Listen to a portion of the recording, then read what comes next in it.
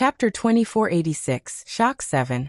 All of a sudden, Li Man thought of Wuyo, and her brows instantly furrowed together as she slammed the table fiercely. Wuyo, that bitch! I really want to gnaw her to death. Suluo.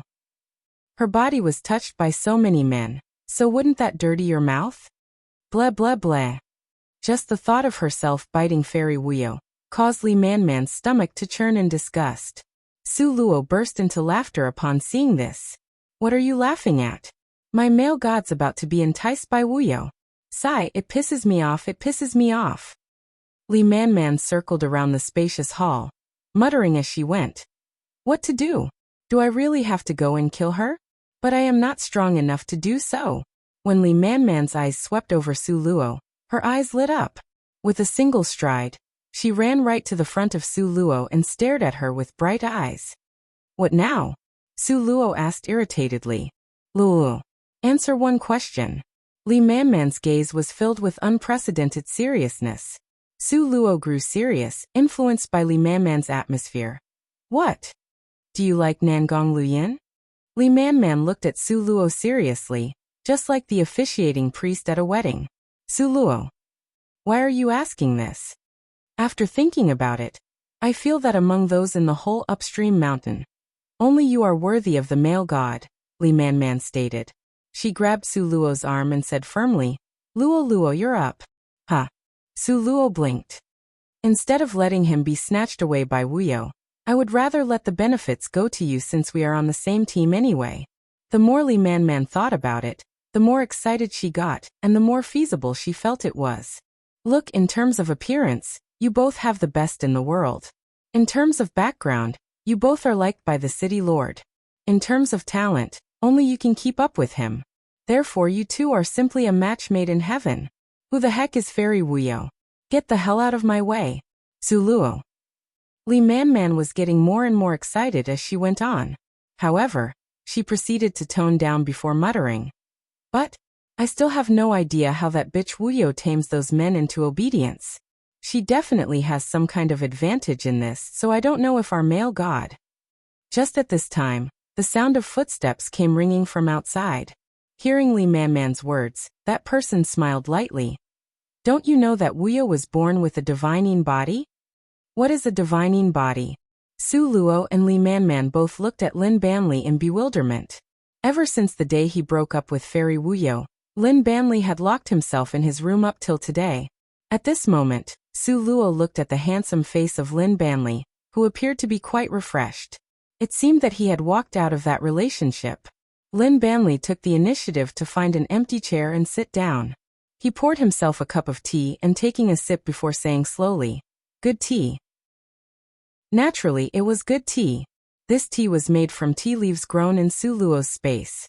Her homemade stir-fried fairy tea leaves brewed a tea that could not be found outside. Lin Banli kept Suluo and Li Man's appetites in ample suspense for a moment before finally letting out a long sigh.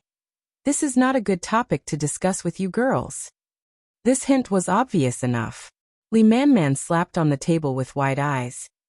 Do men who participate in bed exercises with a divining body like hers have their powers multiplied? Cough cough cough. Lin Banli had been drinking his tea slowly, and when he heard Li Man's words, he immediately choked. Were girls nowadays so bold? So direct? Chapter 2487, Shock 8. How is it? Did I guess correctly? Li Man glared at him impatiently. If he still didn't answer, she couldn't guarantee she wouldn't start shaking his neck. Ahem, basically correct. Lin Banli felt that he had truly underestimated the recklessness of these ladies. He coughed and said with a serious tone, Wuyo's divining body is truly awesome. It can not only bring physical pleasure, but also greatly enhance your cultivation base. You tell me, what kind of man wouldn't like this? Lin Man curved her lips mockingly. For this kind of woman who has been with every man, which of them would treat her seriously? It seems you were the most serious about her, right, young Master Lin? Lin Banli felt awkward and tried to thicken his skin. Who hasn't encountered some scum in their youth? Haven't I come to my senses now? Li Man still wanted to mock him some more, but she was stopped by Suluo. Suluo looked at Lin Banli. You didn't finish what you were saying. Lin Banley scratched his nose. Is it now indeed an era filled with women who can hold up half the world? Li Manman is tough, Su Luo is wise, and men truly can't handle either. Lin Banley sighed and then explained in detail. Aside from the 2 points mentioned earlier, the divining body has another powerful aspect, which is its addictive effect. It's very, very hard to quit. This also explained why those men would share Fairy Wuya with other men. It was because they couldn't make themselves quit. Lin Banley's face flashed with a glimpse of sorrow. He looked up and saw Su Luo and Li Manman looking at him with pity. He immediately felt uncomfortable. Why are you giving me that look? It's not like I can't actually quit. As long as I ruthlessly force myself, of course I can quit. Lin Banley said like he was making a vow. In reality, there was a method to withdraw from the addiction of the divining body, but it did require some ruthlessness. How do you quit? Li Manman asked in curiosity. Lin Banley awkwardly answered. All it takes is for you to give up the training results you gained while using the divining body. After that, you're clean. So that was to say, he could quit this addiction if he gave up all the cultivation he had gained while being with Fairy Wuyo. Wow, Lin Banley, your strength right now seems almost equivalent to mine. Li Manman poked at Lin Banley's chest. You really can tolerate it. Yesterday's things died yesterday, while the things of today onwards are born today. Just let the past pass. Su Luo looked at Lin Banley with sincerity. You have potential. There'll be more opportunities for you. Your future is bright, brighter than being a male escort next to Wuyo. Lin Banley looked awkward. This wench he used to view as a nobody could now enlighten him with the tone of a teacher. Things had changed so swiftly. After chatting for so long, Li Manman suddenly remembered. Weren't we just talking about Nangong Luyin? How did we end up talking about Lin Banley? Su Luo. What else do you still want to say? Will this male god be seduced by Wuyo? Her divining body is so powerful. Li Manman worried. He's not starving to the point of choosing just anyone, okay? Su Luo knew Nangong Luyin very well. But the problem is that Wuyo is like a ticking bomb. Who knows when she might lose her mind and explode? What if she plays some tricks and succeeds? Oh no, I have to go check. Li Manman started rushing outside without finishing her sentence. Where are you going? Su Luo sighed. Nangong Luyin never left any traces of himself. So how could Li Manman find him? I'll go check up on Wuyo. In case she gets to your Nangong. Li Manman fled the scene. Chapter 2488. A slap in the face. 1. Li Manman ran out and then quickly came back before long. She pulled Su Luo in a rush saying, Hurry! Our male god is about to break the record for the Tower of Trials. Li Manman was shaking in excitement. She wanted nothing more than a pair of wings to fly over there. Su Luo glanced at her silently in confusion. We're not participating with him. Li Manman rolled her eyes. This trial is prepared especially for the male idol. There's not even any need for others. As long as the male idol breaks the record left by the last person ranked number 1, then he will be number 1 on the dragon list. Su Luo. You're so confident that he can win? Of course. Li Manman glared at her. Not only me, but everyone in Upstream Mountain is also sure about that. Our male idol has to be number 1. Su Luo thought to herself. Back then, they all said she would be ranked first from the bottom. Yet now that Nangong has come, each of them is sure that Nangong will be ranked first from the top on the dragon list. Differences, such differences. Oh Luoluo, what are you still being so slow for? If we're any later, our male idol is going to be coming out of the Tower of Trials already. There won't be any excitement left in just watching him come out. Hurry up, hurry up. Li Manman dragged Su Luo and left. Lin Banley followed behind them with a bitter smile. He actually wanted to go and see exactly what kind of brilliant person could make Wuyo humble her attitude and respect like this. However, Lin Banley did not realize that Fairy Wuyo's attitude was not only humbled, but she was also literally subservient to him right now. By the time they reached their destination, they were already late. Basically, every person from the Tower of Trials had come over. The crowd frantically yielded when they saw Su Luo. Before she could notice, She and the others were already pushed to the front. She couldn't tell if it was on purpose or not. Su Luo was actually pushed next to Fairy Wuyo. Fairy Wuyo turned and saw that face of Su Luo's, the one that made people furiously jealous. She couldn't control her jealousy. Su Luo saw the robe in Fairy Wuyo's hands. That big, inky black robe with golden edging carried a seemingly infinite depth of coldness. That was Nangong's robe. How did it end up in Fairy Wuyo's hands? Su Luo couldn't wrap her head around the situation for some time, so she kept staring at the robe in Fairy Wuyo's hands. Fairy Wuyo saw Su Luo staring. She clenched her fist even tighter on the dark robe and raised her eyebrows proudly to Su Luo. "What are you looking at? Do you think this is something you can lay your eyes upon?" "Oh, why can't I look?" Su Luo found it strange. "Do you know whose robe this is?" Fairy Wuyo scoffed. "I need to warn you. Nangong is my man. Don't even think about it." Su Luo had just heard the funniest joke ever.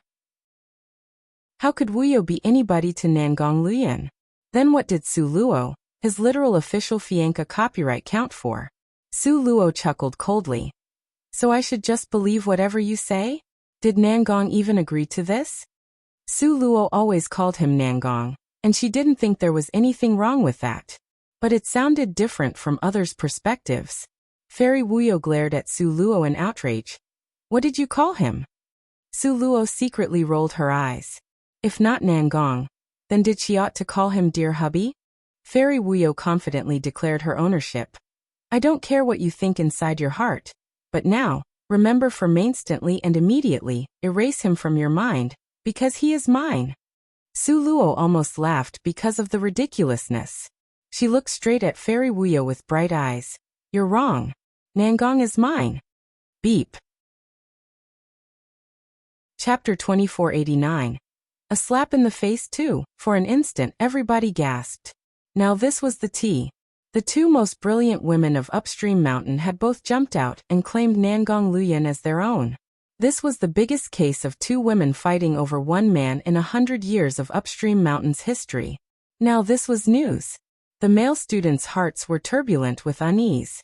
Not only did their goddess Wuyo act in such an aggressive and direct way, but their new goddess Su Luo did so as well, both claiming Nangong Luyan as her own. Was Nangong Luyan really so desirable? Everyone looked up to the big screen simultaneously. On the screen, Nangong Luyan fought like no one was there. Everyone else passed the level with caution and dedication. But he walked like a carefree person, waving his sleeves and destroying each and every level. How was this breaking through barriers?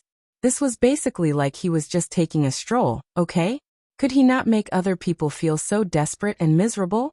The people lowered their heads speechlessly. Comparing people to others drove them mad. But in this scenario, who could compete with this sorcery?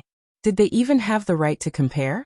Nevertheless, no matter how unwilling some people were, they had been defeated and could only concede.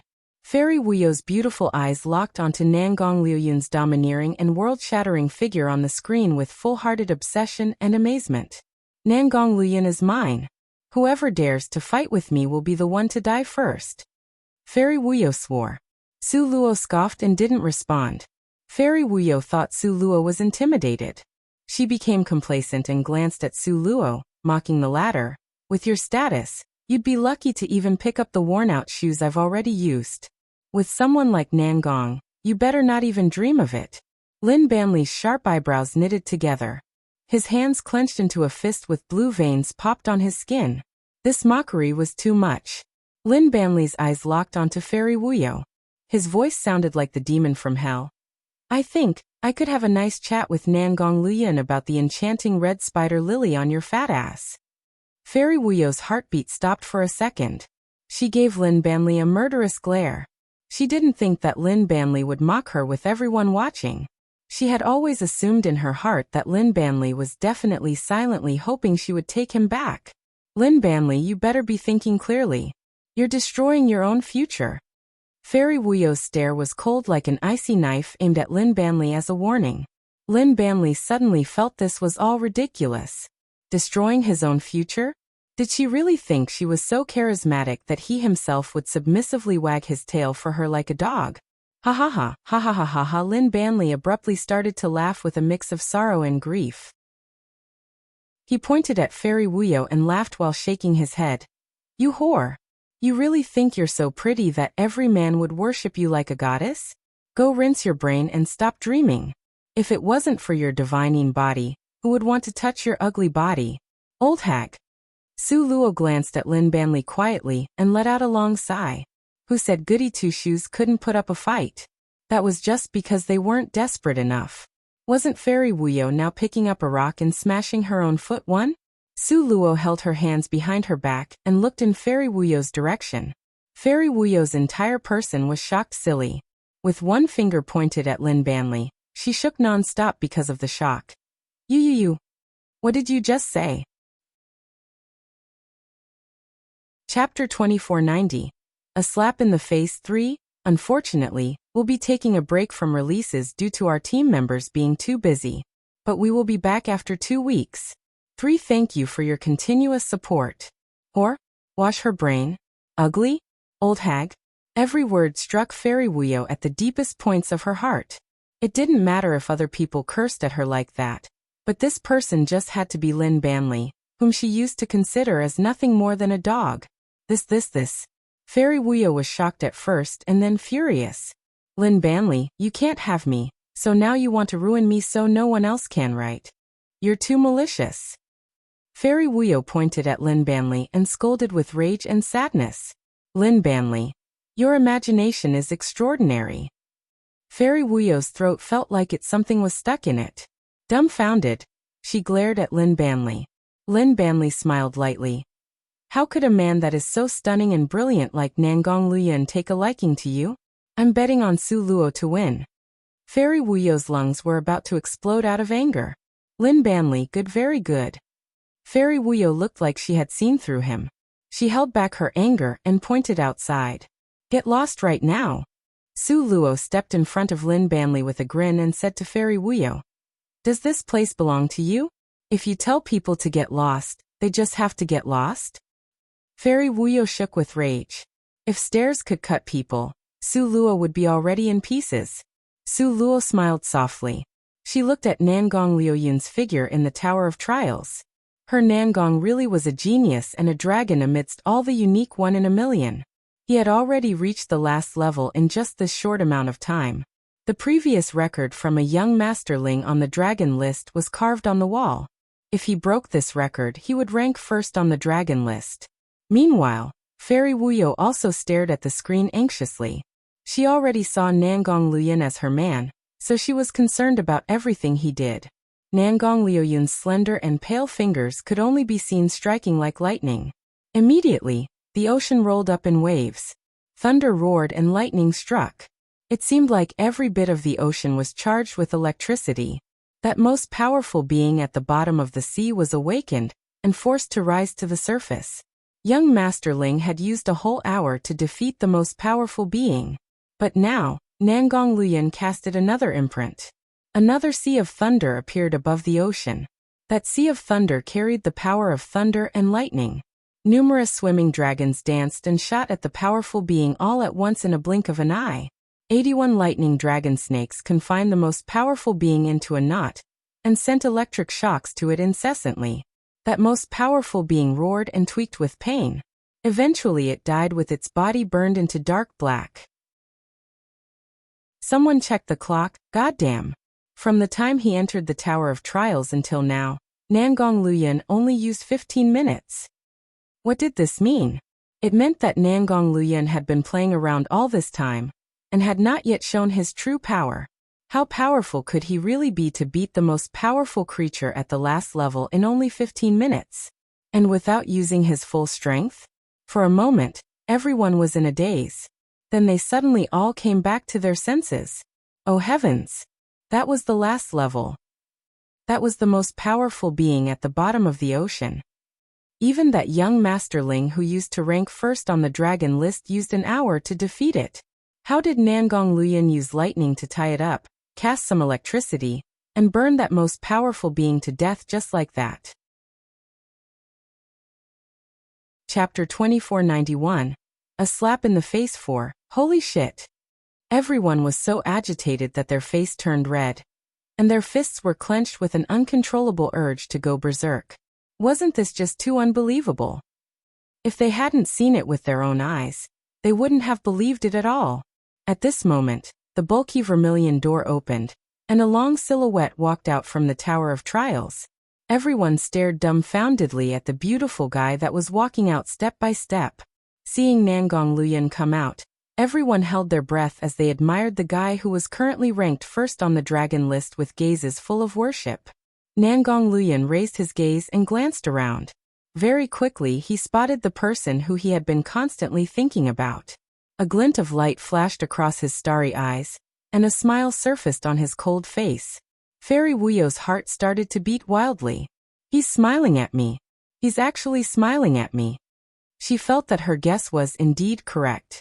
Nangong Luyan actually did hold interest towards her. Just like she had said, how could Su Luo, that lacking and boring brat, compare to her, who was as tender and juicy as a peach? Men were all the same. At this moment, Fairy Wuyo felt as if her heart had been smeared with heavenly jade-grade honey. It was so sweet that she was nearly intoxicated by it. Nangong Luyan walked towards her. He was getting closer and closer. Fairy Wuyo excitedly hugged the wide robes in her arms and shyly averted her gaze downwards, waiting for Nangong Luyan to come over. Once he reached, she would bashfully wrap herself around his slender waist and sink into his strong embrace. Fairy Wuyo's fantasies were very beautiful. However, Nangong Luyan did not come no matter how long she waited, and so she lifted her head up, only to see Nangong Luyan standing firmly in front of Su Luo. Fairy Wuyo's face paled, and then turned red again at the next moment. Her eyes were like those of a fire-breathing dragon staring fixedly at Su Luo.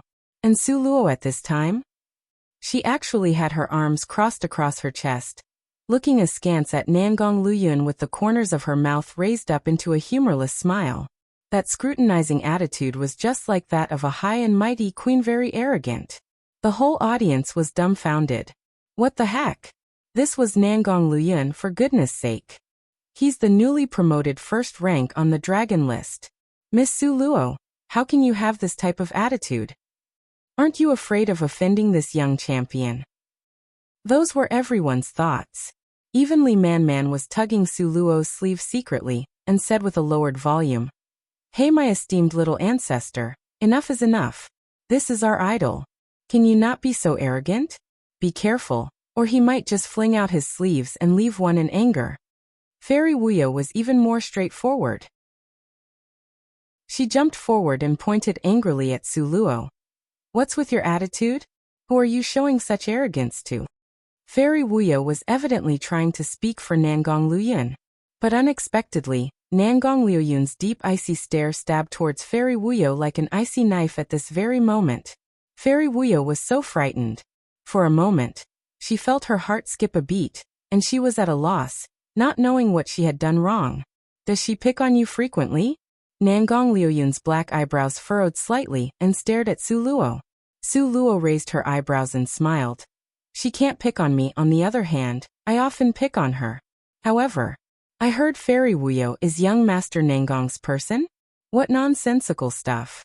Nangong Luyan's eyes grew dark. Having been reminded by Su Luo, Fairy Wuyo quickly took 2 steps forwards, enthusiastically holding out the black robe with eyes full of affection. "Nangong, you're..." At this time, Nangong Luyan's attention was all concentrated on Su Luo. He furrowed his brows and asked Su Luo, "Who is Fairy Wuyo?" If people didn't know and just saw Fairy Wuyo holding up the black robe with both hands to hand it over to him affectionately, they would think they were quite close. Chapter 2492. A Slap in the Face 5. Nangong Luyan's words instantly sent the people into an uproar. Everyone had assumed from Fairy Wuyo's past clues that she had gotten onto good terms with Nangong Luyan. Who would have thought that Nangong Luyan didn't even know her? Their stares in Fairy Wuyo's direction carried ambiguous smiles. Despite her thick skin, Fairy Wuyo couldn't help but turn red. "Nangong you." Fairy Wuyo's beautiful eyes were filled with hidden bitterness, and she sent a lovably pouty gaze of annoyance to Nangong Luyan. But Nangong Luyan only had eyes for Su Luo. Everyone else was just a bunch of logs to him. Why would he talk to pieces of wood? So even if Fairy Wuyo tried her best to bewitch him, Nangong Luyun would only turn a blind eye and deaf ear to her, leaving her at her wits' end. Su Luo had been laughing inwardly for a long time, but she kept her composure as she hinted with her eyes. Didn't you personally give her that robe? How do you not recognize her? Nangong Luyun followed Su Luo's gaze to the broad ink-black robe. Is it yours? Su Luo asked, raising her eyebrows. Yeah, Nangong Luyun admitted and then knitted his brows, feeling puzzled. I took it off and threw it away when this lady pulled its sleeve. Why is it still here? Hearing Nangong Luyun say this, Su Luo almost laughed out loud. Fortunately, she had extraordinary willpower and held it in. But the willpower of the person beside her wasn't as strong. Pohahaha. So that robe was something young Master Nangong threw away. At the start, I really thought that young Master Nangong had gifted it to Fairy Wuyo. Didn't Fairy Wuyo imply that earlier? Damn, I'm really laughing to death my stomach for some time. The crowd's fervent chatter exposed Fairy Wuyo. Those ambiguous smiles nearly sent Fairy Wuyo flying into a rage from the humiliation. Suddenly, Fourth Elder came over. He held in his hands a tray that had a red silk cloth concealing its contents. With an amiable but respectful attitude, Fourth Elder faced Nangong Luyun. This is the reward for your achievements. Go ahead and take it. Nangong Luyun didn't spare another thought and nodded towards Su Luo. Give it to her. Fourth Elder was surprised. He hadn't realized the relationship between Nangong Luyun and Su Luo was this intimate. After all, considering what was on the tray, Su Luo held the tray and asked Nangong Luyun curiously. Shouldn't this be a lottery prize? How is it a reward? Reaching her hand out and feeling it, Su Luo exclaimed. There are two. The Fourth Elder explained kindly. The system's rewards have a hidden rule. Firstly, the system automatically sends a gift when an individual breaks a record for every position from the start of the Genius Training Camp's assessment to the top of the Dragon list. Secondly, if those broken records were achieved within a month, the system will send an additional gift. The receiver may choose the gifts rather than them being randomized. It was rare for the esteemed Fourth Elder to patiently give such a long explanation. Su Luo was taken aback by it.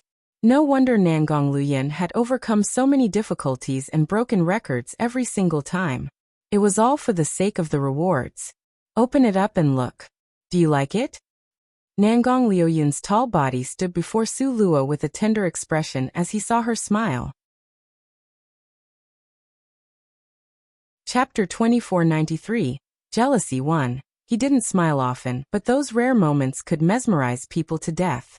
Su Luo quickly pulled the red silk away, and finally revealed Nangong Luyun's gift. As expected, it was 2 agility leg bones. Every onlooker stared at those 2 agility leg bones and drooled with envy. Those were agility leg bones. 2 of the 5 great ancient bones. In addition to these, there was also an intelligence skull and 2 strength arm bones. These are for me. Su Luo asked casually. Nangong Luyun's thin white fingers pinched Su Luo's tender cheek. He had a doting look in his eyes as he said with a gentle voice. Silly girl, if they aren't for you, then who else? Whoa dash. Everyone drew in a cold breath. What just happened here? Had young Master Nangong only taken the assessment this time for Su Luo's sake? Just to give Su Luo 2 agility leg bones? Su Luo already possessed an intelligence skull and a strength arm bone, so with these agility leg bones, those were all 5 bones collected. The spectators stared dumbly at Su Luo, especially the women. Jealousy burned through their eyes. Li Man was stunned. She looked at Nangong Luyun and then at Su Luo, rubbed her eyes and stammered. I'm not dreaming, right? When she paired Su Luo and their idol Nangong together before, it was just because she approved of them. But who would have guessed that these two had already long since been on good terms? Li Man didn't know how to react at all. On the other hand, Fairy Wuyo's mind was almost bewildered with rage. Nangong Luyun and Su Luo. Earlier she had shamelessly bragged to Su Luo that Nangong Luyun was hers, so this was just. It was like Fairy Wuyo had been ruthlessly slapped. Her face burned so hot that it hurt terribly. Now that she knew Nangong Luyun came for Su Luo, would Fairy Wuyo give up? No. Absolutely not. It was precisely because Nangong Luyun was Su Luo's man that she had to seduce him away into her hands at all costs. She wanted to win over Nangong Luoyun because she genuinely did like him. At the same time, she still wanted Su Luo to suffer so much that she wanted to die. How could Fairy Wuyo give up this chance to kill two birds with one stone? She wasn't just going to do it. She was going to do it with even more vigor. At this moment Su Luo was holding the agility leg bone with both hands. She smiled at Nangong Luoyun and said, "Then I'll just happily accept this?" Nangong Luoyun returned the warm expression with a gentle and doting smile. Looking at this scene made Fairy Wuyo furious, and she set her sights dead fixed on Su Luo. Su Luo looked at Nangong Luoyun. "Are you going to leave again?" Nangong Luoyun pinched her cheeks. "You're that afraid to see me leave?" Fairy Wuyo glared at Su Luo mockingly. She was just thinking about how devoted Nangong Luoyun was to Su Luo, but actually Su Luo was more so. But then Su Luo offered another thin smile. "I've already received your gift. If you need to leave, I won't keep you." "No, please don't go. If you won't keep him, then we will." The crowd begged silently. Fairy Wuyo despised Su Luo even more than ever. How could Su Luo, who was actually this narrow-sighted and materialistic, be a good match for young Master Nangong with such a personality? "This won't do. For Nangong Luoyun's sake, even if he doesn't end up with me, he definitely can't be Su Luo's either." Fairy Wuyo thought. Nangong Luoyun heaved a deep sigh. "This girl. Am I worse than agility leg bones that you actually want them over me?" Chapter 2494 Jealousy 2. "Anyway, there are plenty of people who want you. I am not the only one." Su Luo shot a glance at Fairy Wuyo unconcernedly. The sight of Fairy Wuyo fretting over her Nangong was truly revolting. A hint of surprise flashed in Nangong Luoyun's eyes. Whoa, could it be that his Su Luo was being jealous? This was truly a rare sight, only to be seen once in a millennium years. Su Luo was just turning her body when Nangong Luoyun reached out and pulled her into his embrace. Everyone was momentarily perplexed by his actions. Nangong Luoyun leaned over and resolutely seized Su Luo's lips, intensely declaring his possession of her. As soon as Su Luo came to her senses, a magnified stunning appearance of a mesmerizing pair of ink-black eyes appeared in front of her own. His lips intensely enveloped her soft ones, plundering her in a manner that was akin to a raging tempest. Furthermore, he was doing this in a public place where they were surrounded by a big crowd. Su Luo subconsciously wanted to push him away. But just how overbearing was Nangong Luoyun? Not only did he not loosen his grip, he instead placed one of his hands behind Su Luo's back, while his other broad scorching palm covered the back of Su Luo's head, firmly pressing her against him. With his eyes closed, Nangong Luoyun unrestrainedly seized the sweet fragrance of her mouth, satiating his 1-month-long yearning. Su Luo, on the other hand, kicked him with her foot. But the trailing length of the belt of Nangong Luoyun's robe gently rolled, and instantly bound Su Luo's legs, rendering her completely motionless. A duel ensued between the two. Su Luo exhausted all her strengths to devise a strategy and employ it. But in front of Nangong Luoyun, it was akin to an ant trying to topple a tree, an ant going against an elephant completely ineffective. In the end, she was thoroughly eaten by him. Nangong Luoyun definitely did it on purpose. He was pledging his sovereignty, warning others not to harbor any intentions towards her. Nangong Luoyun's lips left no gaps as they seized Su Luo's. Her pair of honeyed lips were kissed by him, until they turned alluring like juicy honey peaches. But he still wasn't satisfied. He seized the chance when Su Luo was unprepared and pried open her teeth, savoring all the goodness within her mouth. Nangong Luoyun was aware of Su Luo's bashfulness, and thus, he also knew when he should stop. However, when coming across her, who seemed to be an embodiment of the sweetest poison, how could he bear to let go? Nangong Luoyun used tremendous control to restrain himself and end the passionate kiss. He cupped Su Luo's face as the tips of their noses touched one another's while their eyes were laced with dense emotions. Both of them heavily panted as they gulped down a mouthful of air. At this moment, the expressions of various onlookers were beyond description. Wide-eyed, they all gaped at the scene. Their mouths were agape with incredulity. Teach to this. Their Adonis and their newly promoted goddess were expressing public displays of affection in such an ostentatious manner? They really didn't give others a chance at all. However, among all, Li Manman was the most shocked. Earlier she had even encouraged Su Luo to take down their Adonis, but it turned out that he had been hers all along. What the heck? Lin Manman stamped her feet and decided to grab Su Luo after this and have a good chat with her. Fairy Wuyo was utterly distressed and heartbroken. Stunned, she watched the deeply loving couple before her, itching to drive Su Luo into the ground. And just at this time, Su Luo turned to smile at her and asked, "Fairy Wuyo, just now you were saying that my Nangong is yours?" Instantaneously all the eyes zeroed in on Fairy Wuyo. Su Luo didn't fabricate these words. Earlier, Fairy Wuyo had indeed spoken out against Su Luo in front of everyone, declaring that Nangong Luyan was hers. Chapter 2495, Jealousy 3.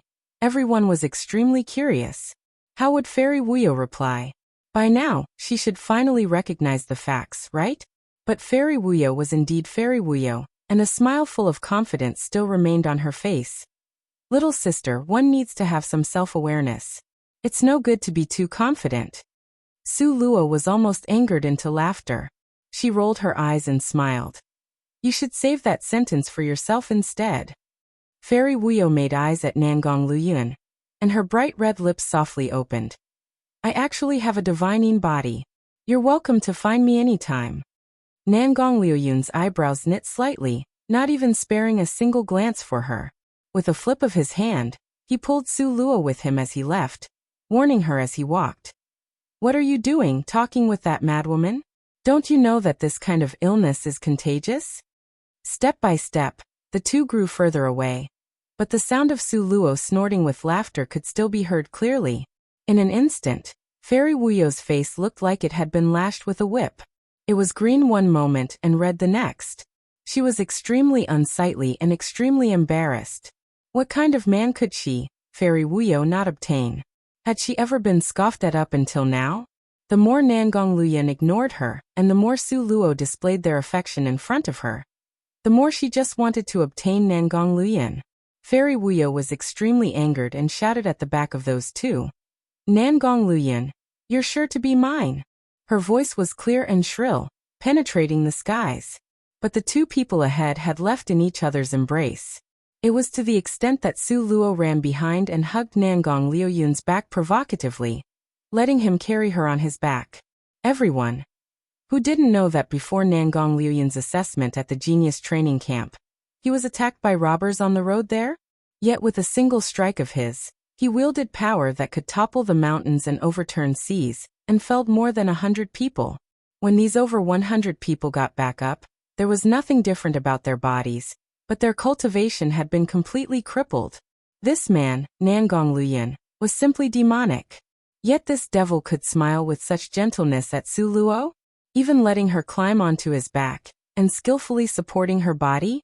Why did it feel so unreal? At this moment, Li Manman had a myriad of horses galloping in her heart. She pulled Lin Banli beside her and asked loudly, I'm not seeing things right. Li Banli smiled bitterly. So many people were watching. It shouldn't be wrong. Who could have imagined that Nangong Luyan had made such a powerful and unrivaled appearance, just to give Su Luo 2 agility leg bones, completing her set of 5 ancient bones. Could a single person have guessed this outcome? For a moment, everyone was silent. Then after a while, everyone broke out into noise again. What do you think? Who will Nangong Luyan choose in the end, Su Luo or Fairy Wuyo? Are your eyes just for show? Master Nangong overcame difficulty after difficulty, and smashed through all resistance just to give his beloved Su Luo some bones. How could he still choose Fairy Wuyo? My eyes are fine. Is it your brain that's just for decoration? Weren't you listening? Fairy Wuyo has the divining body, the divining body. Do you understand what the divining body is?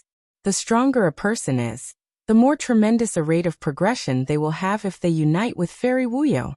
For some time, the surroundings were filled with discussion. Each person's eyes were sparkling as they gossiped profusely. Nangong Luyan carried Su Luo as he went back. Then Su Luo suddenly remembered that she was living at senior brother Luo's place. Was it really alright to bring Nangong there? Although senior brother Luo himself wasn't currently there. How long will you be staying here? Su Luo whispered into his ear. Chapter 2496, Jealousy 4. You're this reluctant to part with me? Then I won't leave. Nangong Luyan patted Su Luo's hips. Only then did Su Luo realize that she was still being carried by Nangong Luyan on his back. Put me down. Earlier she had taken the initiative to climb on Nangong Luoyun's back only to be lovey-dovey in front of Fairy Wuyo. Want to come down now? Too late.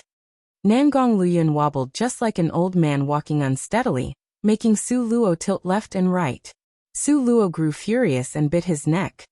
Are you letting go now? Nangong Luyan narrowed his phoenix-like eyes in a pleasant and leisurely manner. Too light. Yes, right there. I won't let go unless you bite down properly, Su Luo. She was truly a million miles behind Nangong Luyan in terms of audacity. She couldn't outplay him at all. Are you taking me to senior brother Luo's place? Are you also staying there tonight? Wasn't he afraid of feeling revolted? Nangong Luyan scoffed twice, giving off a profound and unwavering appearance. For some things you can never guess the ending. For example? Su Luo replied to their disorganized line of conversation. Not telling you. Nangong Luyan arrogantly raised his chin. Su Luo stretched out her two hands, pinched his cheeks. Seems like you got bolder while you were over there. How dare you start keeping little secrets? Spill the beans quickly. The longer he remained silent, the more curious Su Luo became. Nangong Luyan allowed his stunning face to be pinched into a bun but still remained silent, refusing to utter a word. Soon, the two arrived at the entrance of Wuxia Mountain. Su Luo jumped down from his back before letting out a chuckle as the corners of her lips hooked up craftily. I didn't tell you, did I? This is Luo Yichen, senior brother Luo's castle. Without senior brother Luo's approval, you can't stay for the night. Nangong Luyan glanced back. Giving Su Luo a profound look, he proudly ambled in with his hands behind his back as if strolling in his own backyard. Logically speaking, the guards at the entrance would definitely be stopping him. Su Luo stood 10 meters away from the entrance. Leaning on the corner of the wall with her hands around her chest, she smiled as she watched Nangong Luyan saunter towards the door. You go on, keep going on, no matter how grandly you waltz in, you will still end up being stopped, Su Luo thought smugly. But Nangong Luyan, this abominable one. When he passed by the door, the guards at the door not only didn't stop him, but they even respectfully knelt down on both knees and called him master. Su Luo's eyes nearly popped out from shock. What was going on? How could Nangong Luyan waltz in just like that? This was not his turf. Brimming with curiosity, Su Luo marched in quickly, only to find Nangong Luyan gazing straight at her with a profound smile in his eyes. Why are you smiling so suspiciously? Su Luo harumphed. Suddenly, the fourth elder appeared in her sight. Fourth elder. Su Luo was momentarily taken aback. Fourth elder lightly smiled at Su Luo with a nod before saying to Nangong Luyan, since you insisted on wanting this as your residence, it is yours now. Fourth elder gave Su Luo another nod and then left. Su Luo. She silently looked at Nangong Luyan, pointed at the castle that she was familiar with, and uttered word by word. Your castle? What happened? Wasn't this place senior brother Luo's? Nangong Luyan gave a snort, turned around and walked in. He even acted in a tsundere manner. Su Luo quickly rushed forward and leaped on Nangong Luoyun's back in one fell swoop before wrapping around his neck and forcefully interrogating. Quickly tell me. No matter how tsundere Nangong pretended to be, when Su Luo became unstable after leaping onto his back, he nevertheless carefully supported her hips. Chapter 2497, Jealousy 5. Want to know? Nangong Luoyun's last words ended in a higher pitch. What did you do? This is senior brother Luo's place. How can you, an outsider, take over senior brother Luo's territory? Do you have no distinction between right and wrong, or even any sense of reason? Senior brother Luo is not here now. If he were here, he might fight with you to the death. Su Luo loudly reprimanded. Nangong Liuyun's formerly bright smile instantly sank. With a stern face, he went straight inside with a quickened pace, completely ignoring Su Luo. Su Luo continued to chatter on. Although you are ranked first on the dragon list, you can't act this out of line, right? At least leave some space for others, okay? If you do this, what will senior brother Luo think? I know you did this because I live here, but why should senior brother Luo have his castle taken away from him just because he was kind enough to take me in? Senior brother Luo this, senior brother Luo that. Your heart and eyes are purely filled with your senior brother Luo. Nangong Luyun was so furious that he peeled Su Luo off his body, planted her on the ground, and then walked away in big strides, leaving Su Luo on the spot. At that moment, Su Luo was confused. Nangong Luyun would normally never leave her alone like this. Su Luo was furious at first, and then felt especially guilty towards senior brother Luo. This was basically her luring the wolf into the house, luring Nangong Luyun, the wolf, to occupy the territory owned by senior brother Luo. And now that she was even left on the spot by Nangong Luyun, she suddenly felt horrible all over. She shouted at Nangong Luyun's back. Fine, leave. Leave. Don't come back once you have left. Nangong Luyun's back stiffened, and he stopped in his tracks. Suddenly, he turned around and walked back in big strides. Seeing Su Luo's eyes red with anger, his heart ached slightly. His long arms fished her body into him vigorously, pulling her into his strong and sturdy chest. Ugh! Su Luo felt her nose was red from the painful impact. Nangong Luyun embraced her vigorously, almost squeezing the air out of her lungs. Su Luo was still angry with him for abandoning her when he announced that he would leave her so much, so that she struggled angrily to break free from his grip. However, when had Nangong Liuyun's strength ever been less than 100 times greater than Su Luo's? Under his deliberate detainment, it was difficult for Su Luo to even move a single finger. Let go of me. I hate you. You're a domineering and powerful tyrant. You never think for others and do whatever you want to do. Su Luo only scolded halfway before she found her own lips being sealed. Nangong Liuyun's lips fiercely seized Su Luo's soft and smooth cherry lips. He pushed his way into her mouth and viciously ravaged her. He held nothing back. With the momentum of a rainstorm, he swept towards Su Luo. Su Luo struggled but suddenly felt a pain on her lips, and a faint smell of blood wafted into her nostrils. This was the smell of fresh blood. Nangong Luyun had actually bit her lips. Su Luo was furious. She was aggrieved. Why did she have to be bitten by him? This was simply intolerable. Su Luo turned her passivity around and tried to take the lead back. She forcefully wrapped her hands around Nangong Liuyun's neck and pressed his head towards her. Then she stretched out her slender and flexible tongue and took the initiative to enter Nangong Liuyun's territory. Su Luo didn't notice the flash of happiness in Nangong Liuyun's eyes.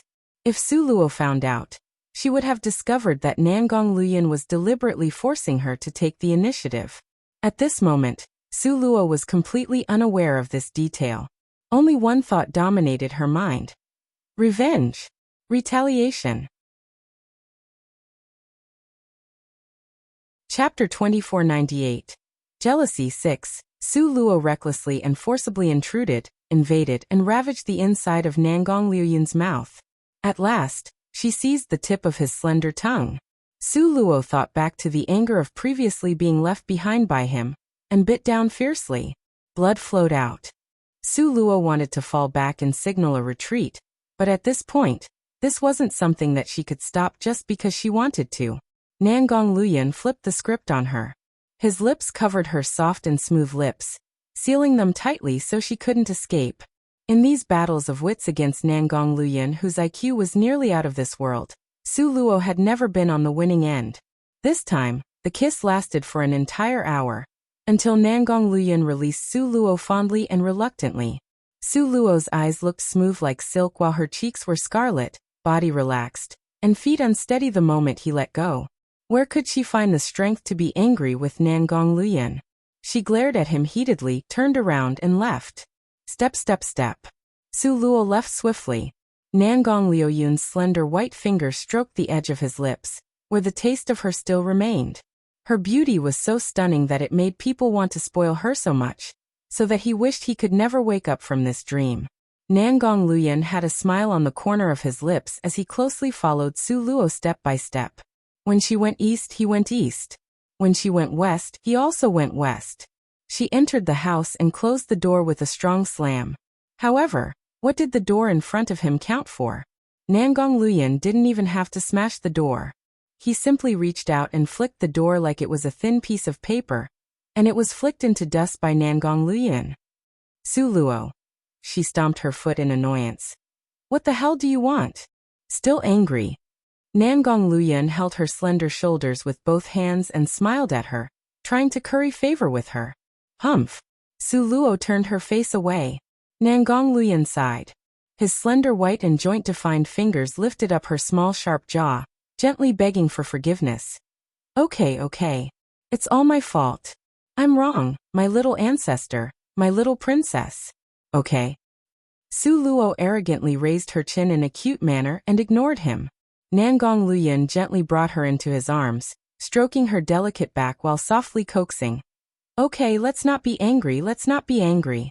Be careful to not harm your body from being angry, okay? You don't want me anymore. Su Luo angrily bit his neck. Nangong Luoyun's body stiffened before he let out a long sigh, holding onto Su Luo's shoulders and forcing her to look at him. His gaze was affectionate and serious. How could I not want you? Even if I didn't want myself, I wouldn't not want you. Didn't you leave? Su Luo complained accusingly. Nangong Luoyun was helpless. I was angry then, wasn't I? Aren't people like that when they get angry? Even reason will follow suit and leave, right? You can't choose the right words when you're angry, so why are you putting me down in this situation?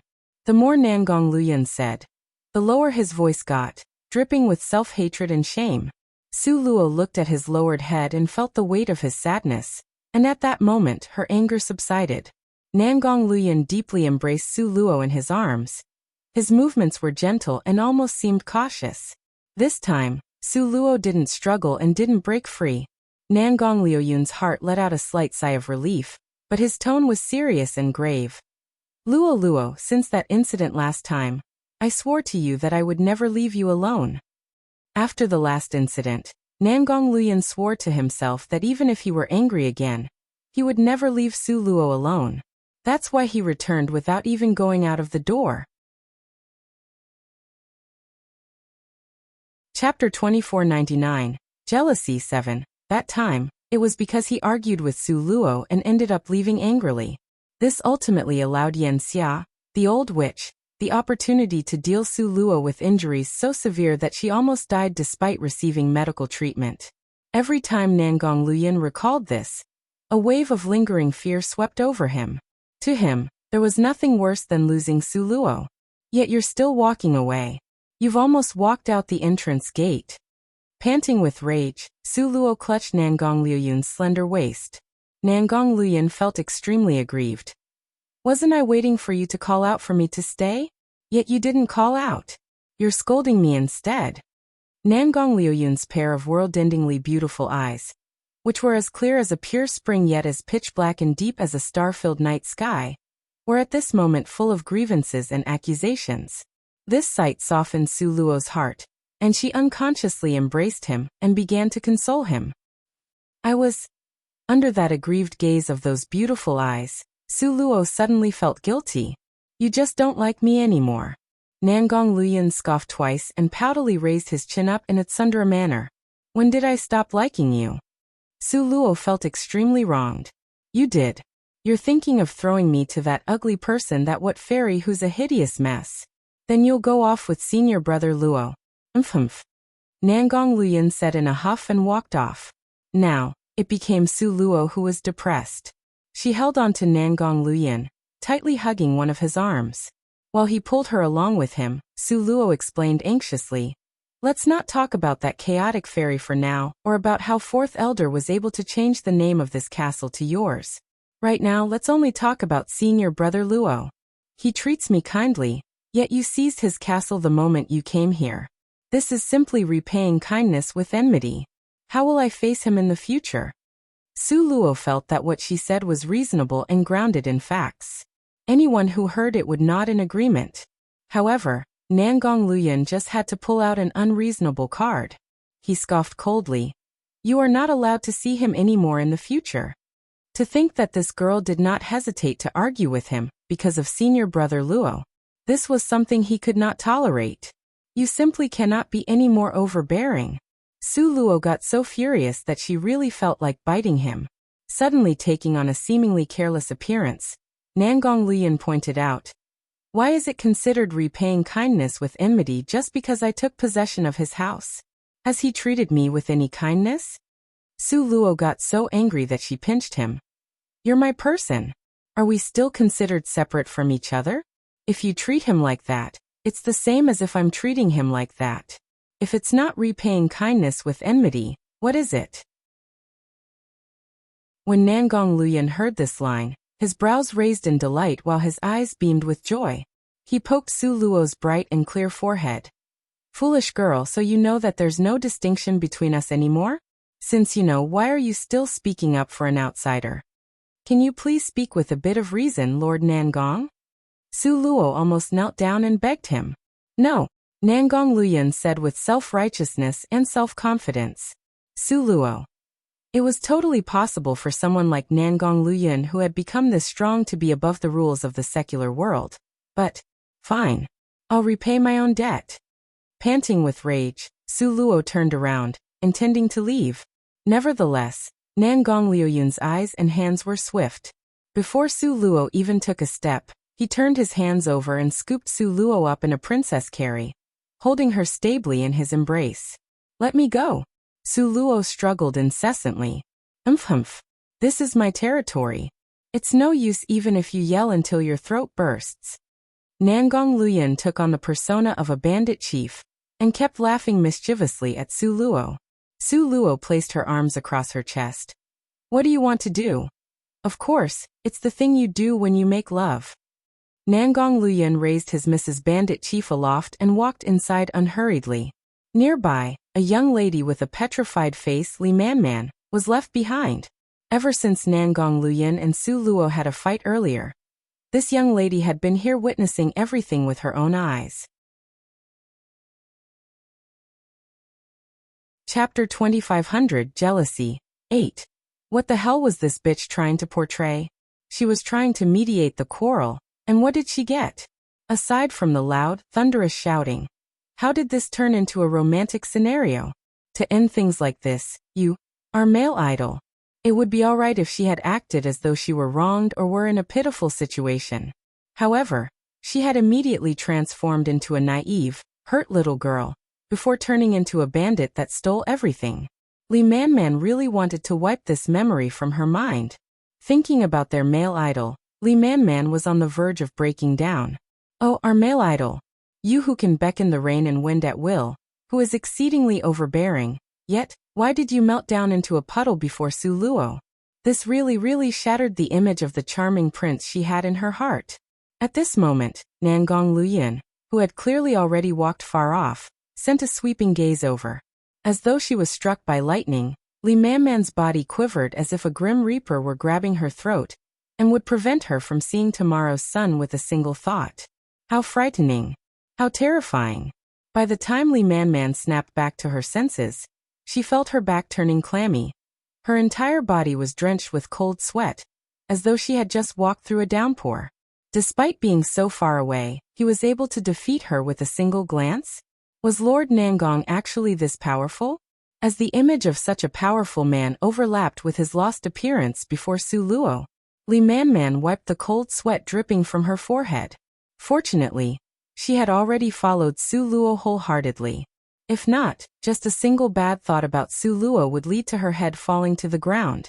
Li Man had always thought of Nangong Luyan as a charming prince. However, from the looks of it now, she should address him as a demon god. It seemed that there were only two kinds of people in Nangong Luoyun's eyes. The first kind was Su Luo, and the other kind was everyone else. Toward Su Luo, he was as gentle as a god beaming down from the ninth heavens. However, when it came to people other than Su Luo, he was just like an evil demon from hell, an evil star hailing from outside of the city, an utterly terrifying existence. Li Man was petrified for a good while, lost among her thoughts. Should I go in again or not? Ever since senior brother Luo had left, she had moved in to stay with Su Luo. At this moment, her bedding was still inside. No, I have to protect this castle on behalf of senior brother Luo. Although it had temporarily been taken over by Lord Nangong, the official change of hands could only happen when senior brother Luo came back from the battlefield. Inside the castle, carrying Su Luo, Nangong walked straight to her bedroom and tossed her on the soft bed. Su Luo reacted in an instant. Right as she regained her freedom, she flipped herself upright. Standing on the soft bed, she made a fighting stance. Nangong Luyan looked at her like he was looking at an idiot, before silently shaking his head. Walking to the table, he poured a cup of refreshing tea for himself. Su Luo was being entirely disregarded. Su Luo. Ugh. With her performance having achieved nothing, Su Luo slinked down from the bed, running to stand before Nangong Luyan. She did not say anything and just stood right in front of him, her large, clear eyes locked onto him. Nangong Luoyun's heart melted upon seeing this. Placing his teacup down, he embraced Su Luo's slender waist and drew her close to himself. Nangong Luoyun remained seated, while Su Luo remained standing. Like a child that needed warmth, he placed his face in her bosom. Extending her hand, she gently brushed his black hair, slowly combing through it. Chapter 2501, Jealousy 9. The sunlight was perfect, bright, warm, and gentle like the spring wind. This tranquil scene seemed to stretch into eternity. After all the partings and yearnings of the future, both Nangong Luyan and Su Luo's hearts would always flutter, and be filled with comfort and longing all over again when they reminisced on this moment. These feelings lasted into the night. After finishing her dinner, Su Luo tidied up the guest room and pulled Nangong Luyan over. How do you feel about here? Since Nangong Luyan did not say what time he was leaving, Su Luo had arranged a room for him to stay in. Nangong Luyan frowned. Aren't I the owner of this place? He wanted to hug his Su Luo and stay in the master bedroom. Su Luo cast a sidelong gaze at him. You're assigned this room means that you're assigned this room. What's with all that nonsense? So, are you staying or not? The master bedroom was senior brother Luo's. How could Su Luo let Nangong Luyan stay there without getting the former's consent? Wouldn't she let down senior brother Luo if she did so? Seeing Su Luo's grumpy expression, Nangong Luyan instantly turned into an obedient and docile kid as he rubbed his nose. I'll stay here, okay? Why are you acting so fierce? Nangong Luyan entered the room obediently. As Su Luo bustled about and helped him make his bedding, he pulled out a book and casually flipped it open to start reading. Finally, Su Luo patted the soft bedding. All right, have a good night's rest. Stay here and accompany me. Nangong Luyan sat by her side. Thinking back to what had happened in the Temple of the Abyss, Su Luo's face immediately turned fiery hot, and she pushed Nangong Luyan away. My room's behind that wall, so just shout out if you need something. But I need you. Nangong Luyan stared at her lovingly. I've rushed all the way here to seek treatment from you, and you want to throw me here by myself? Nangong Luyan shot a look of grief at her. Su Luo. I just said I'm just behind the wall. But I need you by my side. Nangong Luyan pressed her down in overbearing fashion, seizing her lips as he started his attack. His fiery hot and large hands moved about naughtily. Meanwhile, the oblivious Li Man had chosen this exact instant to search for Su Luo. Luo. Li Man was seeking Su Luo for the matter of the castle's change of owner, but she couldn't find her at all. Su Luo's heart skipped a beat, and as she snapped back to her senses, she realized that her skirt had retreated up her legs. A corner of her blouse had flipped up, half revealing. Su Luo felt a chill rush through her body, and immediately stood up and gave Nangong Luyan a kick right towards the bed. In all honesty, it really was just a subconscious reaction. The great demon god was caughtly utterly unprepared, and just like that, was sent falling backward onto the bed. His head smashed against the corner of the table, sending a clear thud-dash sound. While this was happening, Su Luo hastily straightened her clothes. Su Luo was utterly embarrassed upon hearing the thud, causing her to run away like a frightened rabbit. Nangong Luoyun stared at the door that was slammed shut. Unaware of the huge disaster she caused, Li Manman's heart skipped a beat after seeing Su Luo so shaken. "What's the matter, Luo Luo? Did you do something bad?" "No, nothing." Su Luo hastily waved her hands. "Anyway, why are you looking for me?" Su Luo and Li Manman gradually wandered away, and she completely forgot about Nangong Luoyun, who she had kicked away. The night descended, as dark as ink. Laying alone in the bed, Su Luo flipped about, unable to fall asleep. Chapter 2502 Jealousy 10 Nangong Luoyun's actually not throwing a tantrum? This was simply akin to the calm before a storm, causing her to feel jittery within her heart. Su Luo tossed and turned God knows how many times over, and right as she became groggy and was on the brink of falling asleep, Su Luo heard a soft cry ring in her ears. This groaning sound seemed to be silenced by force, to the point that it was just slightly louder than one's breathing. Nevertheless, with her powerful and deep cultivation realm, Su Luo's hearing sharpened, and she was able to catch it. It came from behind the wall. That was where Nangong Luoyun was staying. The suppressed groans continued to ring out from time to time, before turning muffled, as though he had buried himself within his blanket. Su Luo tried to calculate the time. Could his illness really be flaring up? According to normal circumstances, the period when his illness would flare up was already over, so how could he be? Regardless of whether that was true or not, Su Luo could not remain here any longer. She hastily climbed down from her bed and reached Nangong Luoyun's room on 2 to 3 steps, before something rang out in her ears. The more she heard, the more worried her heart grew. "Nangong, are you all right?" Su Luo asked as she knocked on the door. There wasn't any reply. Obviously, the petty Lord Nangong was still angry at her. "I'm here to see you, so open the door, all right?" Su Luo rapped the door harder. There was still no reply. "Nangong Luoyun, if you don't open the door, I'll walk away right now." Su Luo raised her voice threateningly. "Hurry up and leave." Nangong Luoyun snorted back in anger.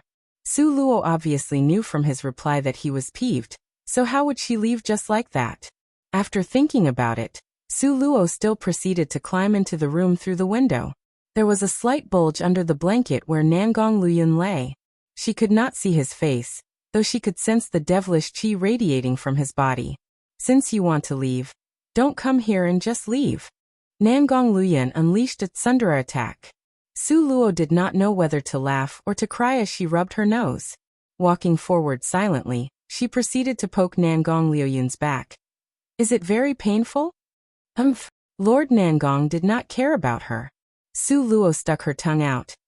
"I thought that your illness had flared up, so don't be angry. Your body is already not well, so it will become worse the angrier you are." Nangong Luoyun heaved his blanket away and stood up with a fierce jump.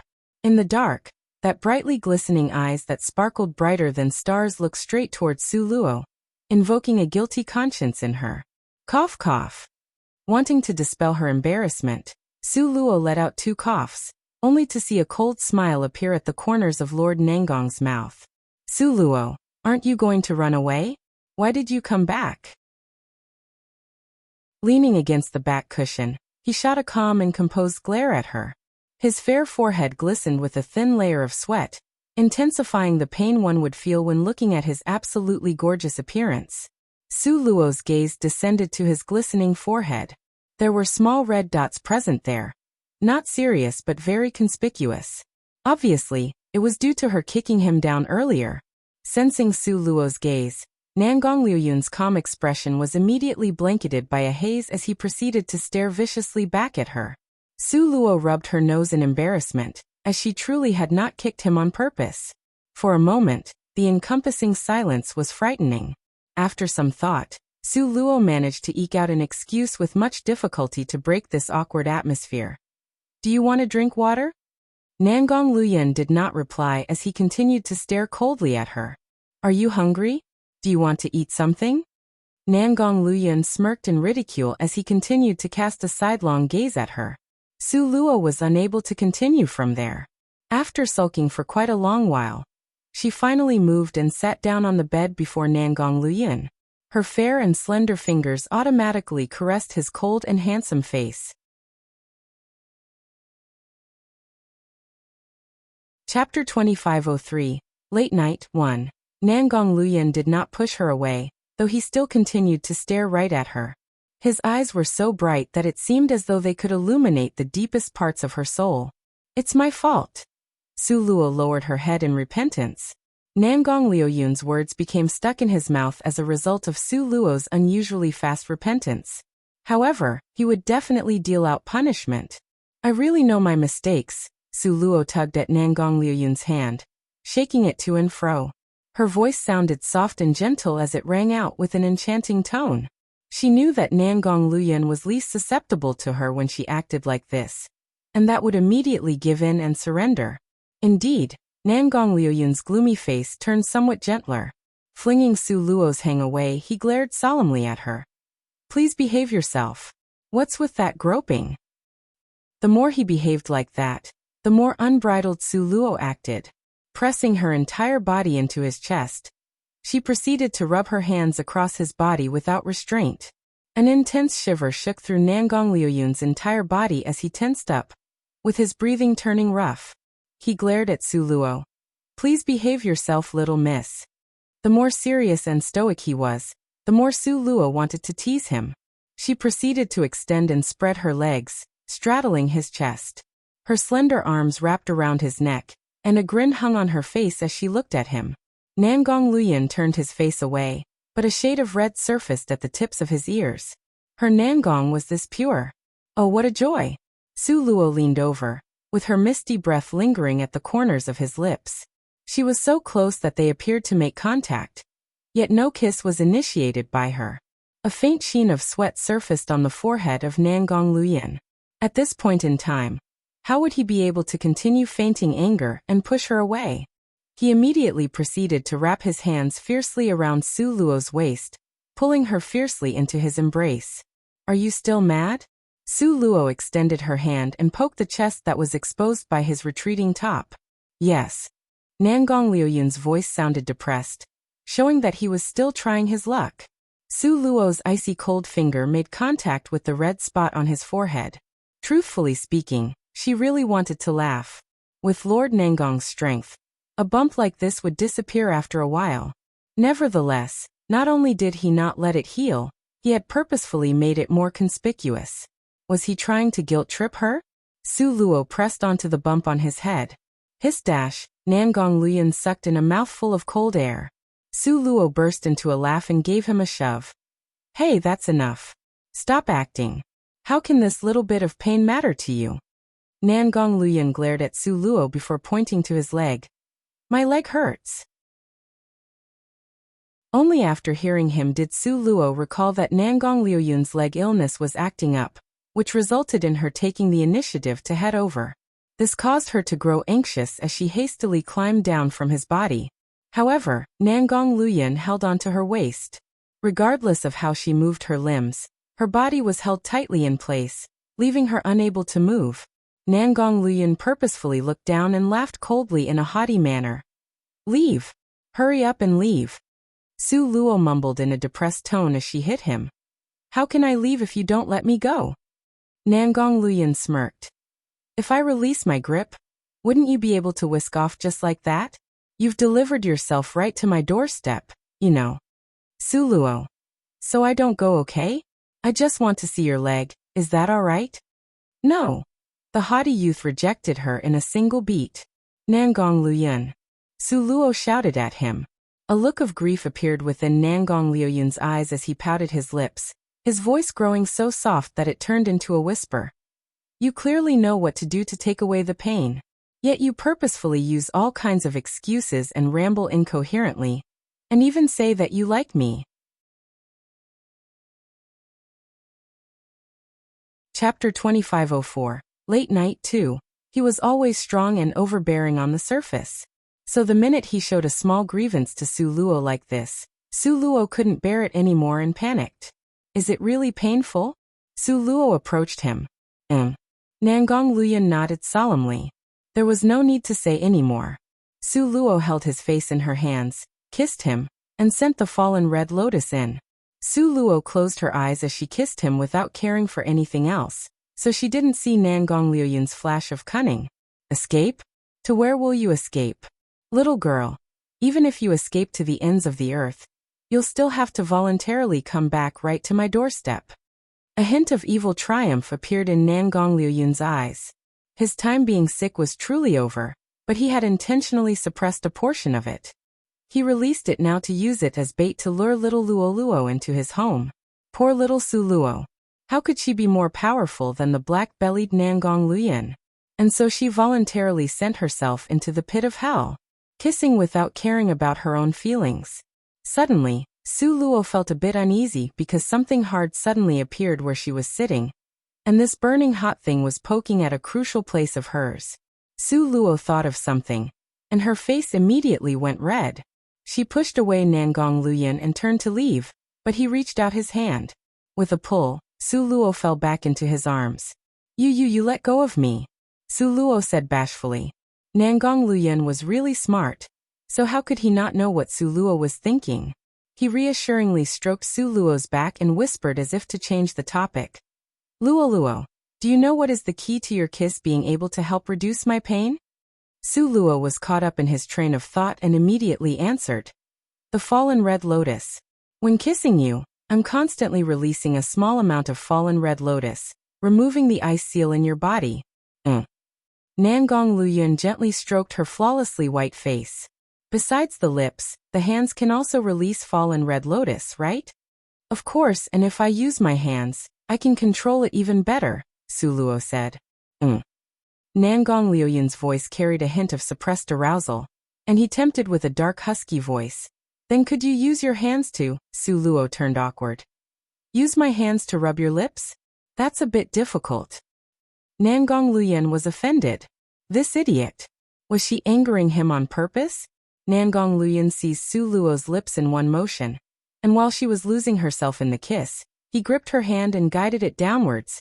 A dash. Su Luo touched a scorching hot hard thing and instantly understood. Su Luo desperately wanted to withdraw her hand, but while her strength as someone of the top 50 in the dragon list could keep up appearances on the surface, it appeared very lacking in front of Nangong Liuyun. She wanted to struggle, but in the end, she couldn't move one bit. Feeling Nangong Liuyun's hot hardness, Su Luo drew a cold breath. Both of their faces were flushed with color, enchantingly in love. Clothes fell partway, shoulders were bared, and rose and fell while they panted roughly. It was as if time was frozen at this moment. Be good. Grip it. Nangong Liuyun nestled close to Su Luo, gently pecking, tempting, with unspoken eroticism in his tone. Su Luo's fingers were trembling.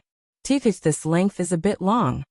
Although she had prepared herself to perform bedroom activities with Nangong Liuyun, he was such a godlike deity that she always felt that this sort of thing was a kind of blasphemy. Chapter 2505, Late Night 3. No, this isn't okay. Su Luo couldn't get past the psychological barrier in her heart. The glimmer in Nangong Liuyun's eyes gradually dimmed, losing all its luster. He let go of Su Luo and silently turned to the inner side of the bed. His back seemed extremely forlorn and marked by grief, just like an abandoned puppy. He seemed to be enshrouded with an air of dejection. Su Luo instantly felt like she had committed 10 heinous crimes. Minutes ticked by in silence. Su Luo fell into a dilemma. But just at that moment, Nangong Liuyun let out a suppressed, pained groan. His body also trembled slightly. His leg disease had flared up. Nangong Liuyun pulled the brocade quilt over him, covering his head and face. It was as if he was unwilling to let Su Luo see this weak and vulnerable side of him. Leave. Nangong Liuyun's muffled voice came from under the brocade quilt. Just from the sound of his voice, one could feel how much pain he was currently in. Su Luo's heart tensed up. Hurry and go. Nangong Liuyun cried out coldly. The more he told Su Luo to leave, the more Su Luo refused to do so. She reached out her hand to pull at Nangong Liuyun's slender and cold hand, but he stubbornly shook it off. His fingers were frigid cold, akin to millennium-year-old ice, causing Su Luo to shiver subconsciously. She reached her hand out to touch his back, which was also extremely cold to touch. It turned out to be real. Su Luo had some suspicions that he was faking his illness, but everything was telling her that Nangong Luyan was genuinely in great pain. How could Su Luo waste any more time thinking this over? She flipped Nangong Luyan over with one hand. You taken back? Nangong Luyan opened his eyes, revealing a pair of beautiful pitch-black eyes, akin to the color of ink stick. Before he could utter a word, he saw Su Luo had already lifted the corner of his robe. Nangong Luyan. Nangong Jr. was fished out with one hand. Nangong Luyan. As her hot palm covered Nangong Jr., Su Luo raised her eyes and glanced at him. How about this? Do you feel more comfortable now? A tinge of red painted Nangong Luyan's ears. At this moment, he was half reclining on the cushion with his fine black hair slightly disheveled and his robes disordered and partially opened, revealing delicate and beautiful porcelain-like skin. A little vermilion mark on his chest reflected a soft pink color. Under the moonlight, his pair of beautiful eyes appeared confused and hazy, yet his watery eyes seemed to glimmer brightly like stars. Why was he acting like a fool without any reaction? Su Luo played with the little pinkish Nangong Jr. in her hand as she scrutinized it from all angles, studying it carefully. Nangong Luyan pursed his lips. Little rascal. Unlike her former self, Su Luo was utterly unbashful as she gave him a mischievous smile. I insist on being a rascal to you. What's wrong? Even if you scream at the top of your lungs, nobody will come to save you. Quickly tell me, is it good? Nangong Luyan. Why did he suddenly feel like he had brought this on himself? Seeing that Nangong Luyan wasn't responding, she fiddled with her hands. Hiss! Nangong Luyan drew in a cold breath, and his entire body instantly tensed up. How is it? Is it hurting more? She quickly loosened her hand upon seeing a deep frown in his thick sword-like eyebrows. You're not allowed to let go. Nangong Luyan arrogantly commanded her. Oh, Su Luo nodded like a little maid and asked, what now? Continue. Taking in a deep breath, Nangong Luyan closed his eyes. Continue how? Su Luo blew in his ear, deliberately teasing him. Continue like just now. Like just now? How? Su Luo mischievously chuckled like a rogue. Su Luo. Nangong Luyan glared at her. Su Luo burst into a loud guffaw. Who would have thought that His Highness the Majestic Second Prince, the first rank holder on the dragon list, the genius powerhouse, had actually still been a pure virgin up until now? Su Luo's hands fed the fallen red lotus through Nangong Jr.'s small blue veins, thread by thread. Several dragons looked at the human girl in amazement. It had to be said that this method was wonderful beyond one's wildest imaginations. Not only did the pain from the illness in his leg subside, but Nangong Luyan was also drowning in orgasmic pleasure. His leg illness had brought him so many years of pain, but Nangong Luyan felt that the pain of the past 10-odd years had led up to an unexpected reward at this moment. When Su Luo helped him reach release, Nangong Luyan clutched Su Luo's hands. His slender white fingers were white at the joints, and his breathing somewhat unsteady. Luo, hurry. Hurry and break through to become a Grandmaster Apothecary. This was the first time that Nangong Luyan had been this anxious for her to have a breakthrough. Su Luo's face was slightly red. He had hinted at it so obviously. How could she not understand? Su Luo glared at him in an attempt to hide her internal embarrassment. Does it still hurt? Nangong Luyan nodded desperately. We can do it a few more times. A few more times, my ass. His eyes are clearly shining so brightly, and his body has returned to a normal temperature. Yet he still dares lie to me. Su Luo thought. Since you're already better, I'll go back to sleep now, Su Luo said, intending to turn and get out of the bed. Today, their relationship had progressed by leaps and bounds without her fully processing it. She needed to take the proper time to think about it. But how could Nangong Luyan be willing to let her go? With one hand he tugged on Su Luo's ankle. Bam! Su Luo instantly smashed into his chest. Ah! Su Luo cried out in shock. Nangong Luyan wrapped himself around her soft chest and whispered in her ear. If you want that friend of yours to hear, feel free to scream. Scream even louder. Nangong Luyan naturally could not remember Li Manman's name, but it did not matter to him. Sure enough, Su Luo heard Li Man Man rushing out of her room frantically. What's going on? I clearly heard a scream. When Li Man Man thought back to the day Su Luo was assassinated by Fairy Wuyo's group of people, cold sweat started to drip down her face. She ran clunkily to Su Luo's room and knocked desperately on the door. Luo Luo. Luo Luo, are you okay? Nothing happened to you, right? Su Luo's body stiffened visibly. She was now in Nangong Liuyun's room, and if Li Man Man entered her room and didn't see her, who knew how frantic she would become? However, if Li Man Man saw her and Nangong Liuyun in this half-clothed state, how would Li Man Man look at her in the future? Su Luo's mind was in a frenzied dilemma, and for a moment, she didn't know what to do. On the other side, Li Man Man was still pounding on the door. Luo Luo. Luo Luo, answer me with a sound. If you don't answer, I'll knock down this door. Su Luo. In the darkness, Nangong Liuyun played with Su Luo's soft chest, and her breathing became more and more labored. However, Su Luo bit her lower lip and glared fixedly at Nangong Liuyun, refusing to let out any sounds. Nangong Liuyun finally won back one round and felt extremely happy. He bit her sensitive earlobe and said with a voice laced with the devil's temptation, "If I help you send her off, will you help me again?" Su Luo punched his chest. Shameless. Shamelessness that belongs to you alone. Nangong Liuyun rubbed her cheek, kissing her left and right. Agree or disagree? HM. On the other side, Li Man Man was still desperately pounding on the door. Luo Luo Luo Luo. Are you being bullied? Answer me. Li Man Man sounded so anxious that she was bordering on crying. Su Luo's head of inky hair lifted, and she raised her eyes. To Nangong Liuyun, her beautiful eyes looked as if they were moistened by a clear spring. You win. Su Luo's head buried into Nangong Liuyun's chest, hanging in defeat. She had not been defeated by Nangong Liuyun. She had been defeated by Li Man Man. Nangong Liuyun stifled a laugh in his throat.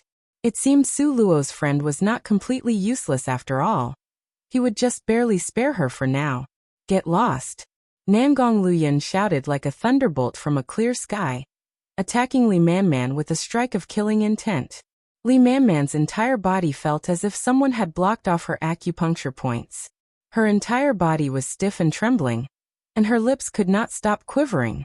What a horrible killing intent. Although he had only said 2 words, how could Li Man Man not recognize him? He was the devilish Nangong. How could she forget about Lord Nangong, who had such a strong presence? With Lord Nangong around, how could anything happen to Luo Luo? Now she seemed to have woken Lord Nangong up from his sleep. Li Man Man immediately dashed away. Su Luo struggled to escape, but Nangong Liuyun grunted. What did you agree to just now? Su Luo. It was a sleepless night. Dawn had just reached the horizon when Su Luo finally dozed off. Only one thought settled in her heart. Nangong Jr. was definitely stronger than Nangong Sr. For the next few days, Nangong Liuyun didn't mention the matter of returning at all. When visitors came to see him, he completely ignored them. He acted rudely even with the elders, dismissing them with just 1 or 2 sentences. Nangong Liuyun spent the rest of the time relaxing lazily alongside Su Luo. It had been half a year since Su Luo came to Upstream Mountain, but she had spent that time either being chased or breaking through in her cultivation on the way, so she had not yet properly familiarized herself with the place. Lately, the pair would stroll hand in hand through Upstream Mountain like a heavenly couple. Upon coming back from the auction house one day, they saw Fairy Wuyo standing by the rock garden, with her eyes fixed on Nangong Liuyun alone. Su Luo's heart twisted in disgust, and she instinctively grabbed Nangong Liuyun's arm and strutted over. Su Luo. Fairy Wuyo called out to her. I have something to tell you. Su Luo smiled, with her mouth curving up along with the ends of her eyes. What is it? Tell me.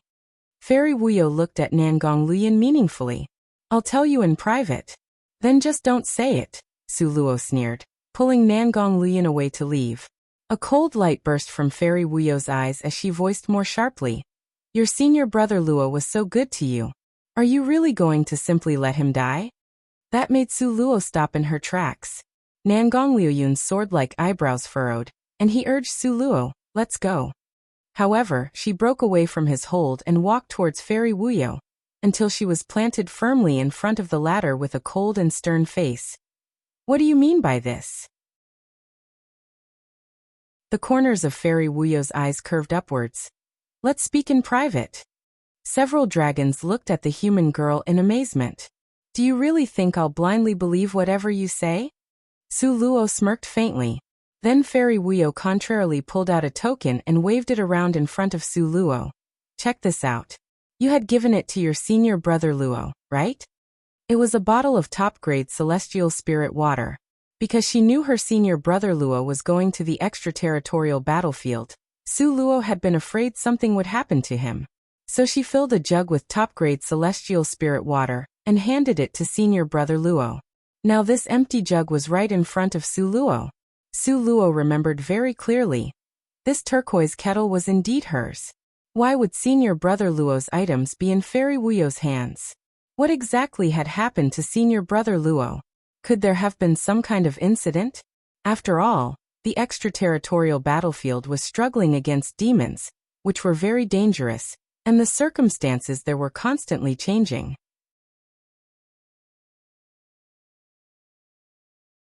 While Su Luo was deep in thought, Nangong Luyin had already walked to her side. Hearing Fairy Wuyo prattling, "Your senior brother Luo," at every turn had made him apoplectic with rage. Irked, he pulled Su Luo to leave. But how could Su Luo be willing to leave at this time? Wait a minute. Su Luo was currently beset with anxiety. How could she stand by and do nothing when it was unclear whether senior brother Luo would live or die? Nangong Liuyun's expression worsened. "Are you coming or not? Why don't you go back first?" Su Luo looked at him seriously. However, no matter how much strength she used, Nangong Liuyun's fingers were not something she could break away from. Seeing Su Luo distraught with anxiety, the disappointment in Nangong Liuyun's eyes deepened. Nangong Liuyun clenched his fists tightly while his gaze fixed on Su Luo. However, Su Luo had already turned her head to ask Fairy Wuyo, "What do you want?" Fairy Wuyo wantonly swept her eyes over Nangong Liuyun's body with a cheeky smile. A peal of crispy laughter spilled from her lips as she wagged her finger. "I want him. Will you give him to me?" "Dream on," Su Luo sneered. "Do you think I can't gather the intel you could? You can keep your intel with you." Saying so, Su Luo turned around to leave. Fairy Wuyo sneered at Su Luo's departing back. "Your senior brother Luo's life and death are in your hands now. If you really leave like this, I can guarantee that Luo Yichen will definitely die." After a moment of contemplation, Su Luo finally stopped in her tracks. Fairy Wuyo's eyes gleamed with charm, and her lips curved into a smile as she swept a glance at Nangong Liuyun before she gazed back at Su Luo. "I can only tell you about this in private. Are you interested in hearing about it?" That was to say, she wanted Su Luo to send Nangong Liuyun away? The veins on Nangong Liuyun's clenched fist bulged out. His gaze was as cold as ice, fixed only on Su Luo. Momentarily, a deadlock ensued. With a smile at the corners of her mouth, Fairy Wuyo's gaze was still on Su Luo. Su Luo eventually sighed and looked at Nangong Liuyun. "Wait for me here." Nangong Liuyun's expression instantly turned dark. He gazed at Su Luo with unprecedented solemnity, disappointment and sorrow. His eyes were fixed on Su Luo, even while his right arm swiftly grasped Fairy Wuyao's fair and delicate throat. How could Fairy Wuyao be his opponent when his movements were as quick as lightning? Before she could even resist, she was choked by him, and her eyes rolled back. How strong was Nangong Liuyun's grasp? It was extremely strong. With the slightest bit of force, Fairy Wuyo's face turned blue and purple. However, Fairy Wuyo mockingly curved her lips up towards Su Luo, as she intermittently spat out, "You know, I can't be threatened." Su Luo's heart surged with anxiety. She took out her communication amulet, and successively sent several messages to the several elders she knew. All the elders replied instantaneously, but none of them were aware of Luo Yichen's whereabouts. They only replied that Luo Yichen indeed couldn't be contacted. Su Luo could not contact Luo Yichen either. All of these messages further confirmed that something had truly happened to senior brother Luo. Fairy Wuyo was probably the only person who knew. so she couldn't just be strangled to death like this. Furthermore, killing one's fellow disciples within Purgatory City meant being erased by the system god. Even Nangong Luyan, the first rank holder of the dragon list, was no exception to this rule. Seeing that Fairy Wuya was already blue-purple and seemingly on the verge of unconsciousness, Su Luo hurriedly pulled Nangong Luyan away. "Can't you kill her some other time? Quickly let go." "If I let go, you have to stay out of Luo Yichen's matters." Nangong Luoyun's face was gloomy. How could this be okay? Su Luo felt so anxious she nearly stomped her foot. "Hurry up and let go. Let go first, then we'll talk." Su Luo anxiously tried to break Nangong Luoyun's fingers.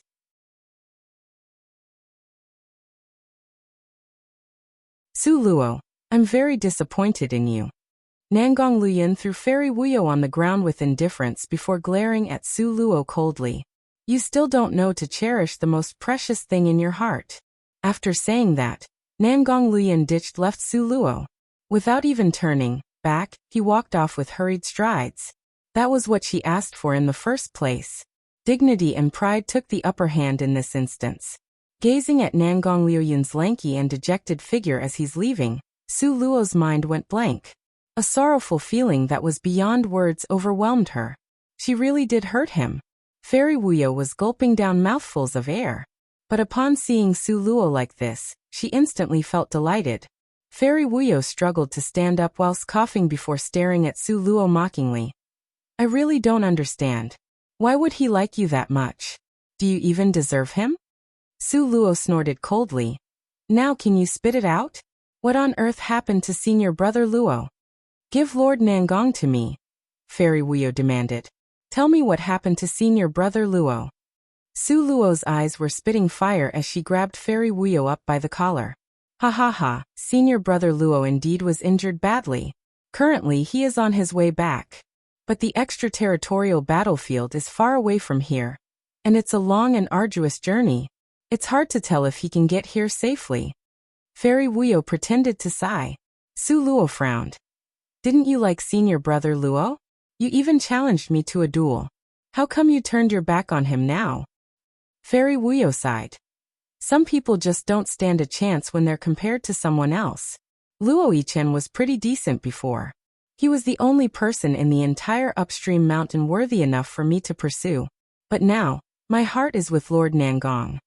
"Is it really appropriate to say these in front of Nangong Luoyun's fiancé?" Su Luo sneered as she looked at her with a cold glint in her eyes. "You're his fiancé?" Fairy Wuyo shook her head in disbelief. "Don't you like Luo Yichen? What nonsense are you spouting?" Su Luo hurled back furiously. "If you don't like Luo Yichen, why would you stay in his castle? If you don't like Luo Yichen, why would you accept his favor? If you don't like Luo Yichen, why would you care so much about him to the extent that you even drove Lord Nangong away? Su Luo, admit it, the one you truly love is actually Luo Yichen." Fairy Wuyo's last sentence was sonorous and resonating. The whole rockery was smashed to smithereens. Su Luo turned around only to see Nangong Luoyun's deep scarlet eyes and enraged expression. "You're still here?" Su Luo was shocked. Nangong Luoyun trudged towards her. With every step he took, the ground beneath his feet cracked open. The numerous fine cracks were akin to a spider web, appearing extremely frightening. Nangong Luoyun's expression turned dark. Once he reached Su Luo's side, he dragged her away with him wordlessly. He had once said that he would never leave her all alone no matter what happened. Even when he was struggling with dignity and pride, he would become overwhelmed with terror and panic the moment he recalled Su Luo's days in a coma. Nangong Luoyun had always been dauntless and powerful. He had only ever been scared of one thing, regarding one person. He's scared of losing his Luo Luo. Nangong Luoyun dragged Su Luo away overbearingly. Meanwhile, Fairy Wuyo appeared extremely complacent. Her cultivation was actually a bit higher than Su Luo's, so she had perceived that Nangong Luoyun hadn't left. That's why she said those words on purpose to pit Nangong Luoyun and Su Luo against each other.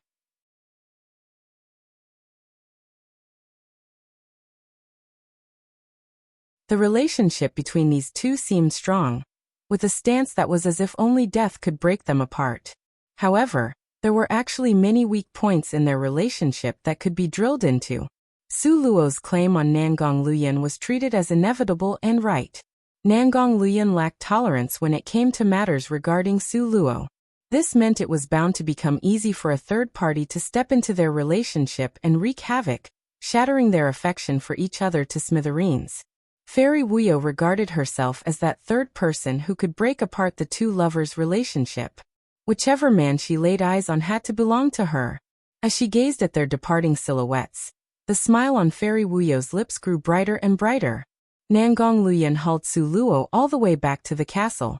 There, Nangong Luyan ditched Su Luo and turned around to leave. Su Luo called out his name. However, even a hint of cajolery in her tone would not be able to soothe his fury this time. Nangong Luyan pushed her away and uttered indifferently, "Go inside." After that he left. The sight of his leaving slender figure begot jolts of pain in her heart, as if it was tightly being clenched by a large hand and kneaded into different shapes. The overwhelming pain nearly suffocated her. Dispirited and downcast, Su Luo stayed in the room alone all day long. Recalling how quickly he strode out, the thought that he might have left upstream mountain and departed to the thorns streaked across her mind. However, when that incident happened later, she realized that he hadn't left at all. Fairy Wuyo sent Su Luo a letter. Li Manman held the letter in her hands, feeling hesitant to deliver it to Su Luo, because she believed it was anything but good. When Su Luo emerged from her room, she saw Lin Manman walking in circles by the door while muttering something incoherently. Su Luo asked her, "What letter is that?" Li Manman handed over the letter. Fairy Wuyo had someone deliver this letter.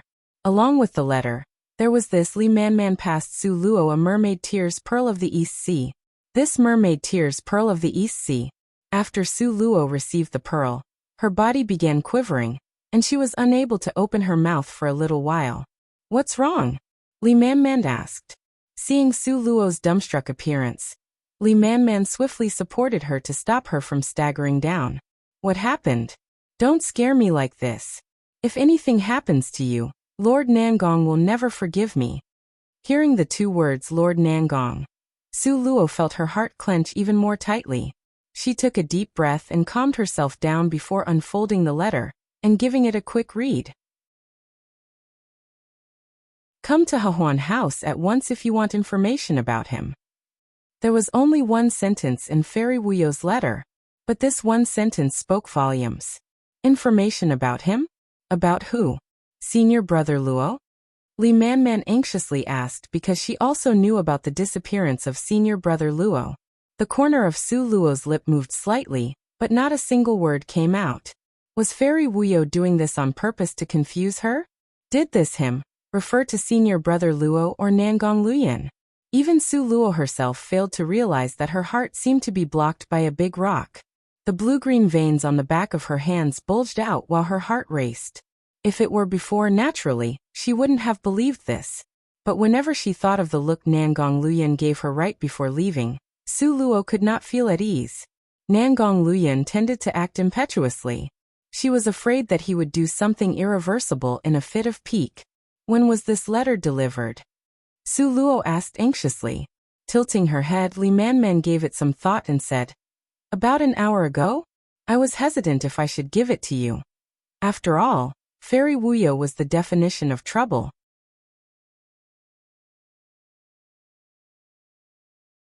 Su Luo stuffed that letter in her clothes and rushed outside. She was acutely aware that this could very well be a trap set by Fairy Wuyo. But even if it were a trap, she still needed to see it for herself. Luo Luo. Dreading that Su Luo might get into trouble, Li Manman quickly followed her. But by the time she got outside, Su Luo's figure had already become a fleeting light and swiftly disappeared into the distance at a flying speed. Fortunately, Li Manman knew where the Hehuan house was, so she swiftly chased after her. But speaking about Su Luo, her heart was in a mess as if numerous tiny snakes were scuttling around and pulling on each other. The most important thing was that the surging anxiety in her heart was eating away at her. She knew she should trust Nangong Luyan. He was aware of what kind of person Fairy Wuyo was. Even if he were acting in a fit of pique to make Su Luo jealous, he wouldn't find a woman like Wuyo. So it would be fine. It would definitely be all right. All throughout the way, Su Luo tried to reassure herself and gradually managed to convince her heart. A thought that this might all be a trap set up by Wuyo to sow discord between her and Nangong arose in her mind. Thinking of this, Su Luo's heart calmed down slowly. It took Su Luo 2 hours to get to Hehuan House. As the name implies, the Hehuan House was literally a house of sexual pleasure. The pavilion was light pink, and adjoining it was a garden filled with pink 7-hue floating feather flowers, the main aphrodisiac ingredient. The 7-hue floating feather flowers were in their full bloom in the afternoon, filling the entire garden with their sweet fragrance that possessed the ability to accelerate one's heartbeat. After entering the garden, Su Luo felt unsettled. This scent made people weak and powerless, inducing various sorts of hallucinations in their minds. The 7-hue floating feather flower was truly worthy of being termed as an aphrodisiac flower, for its efficacy was truly remarkable. At this moment, there was no one in the garden, but Su Luo had sharp ears and keen vision. She could even hear the sound of a pin drop from a mile away, let alone the sounds from the pavilion nearby. Su Luo could clearly hear soft moans and gasps coming from the pavilion. Her heart skipped a beat. Fairy Wuyo had definitely sent her an invitation to give her something good to see. Would she perform an erotic scene for no reason? It was definitely on purpose. But Su Luo believed that man would never be Nangong. She trusted him.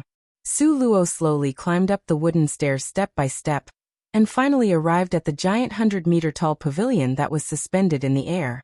The pavilion wasn't equipped with a door, and merely had a fluttering gauze curtain. Su Luo's hands clenched into fists. She reminded herself 1,000 times that this was all but a trap set by Fairy Wuyo. Thus, later on, no matter how the events turned out to be, she has to maintain her composure. Su Luo very quickly stepped forward and stood just before the gauze curtain. Through it, Su Luo could see a man and a woman making love on the soft couch. Su Luo narrowed her eyes. Relief washed over her heart. That man wasn't Nangong Luyin, nor was the woman Fairy Wuyo. However, Su Luo heard a rushed moan from further inside right at this moment. It turned out that this was only an outer room, and there was still another room inside. And that was Fairy Wuyo's voice. Su Luo suddenly found herself frozen to the ground, unable to move a step. Not knowing why, she suddenly had an uneasy feeling in her heart, telling her to not go near that place. But Fairy Wuyo let out another sound. She was yelling for Nangong. Su Luo's face immediately turned deathly pale. Her round fingers were clenched so tightly that they nearly began to bleed. Yet Su Luo didn't feel any pain. At this point, Su Luo didn't even dare to lift open the curtain.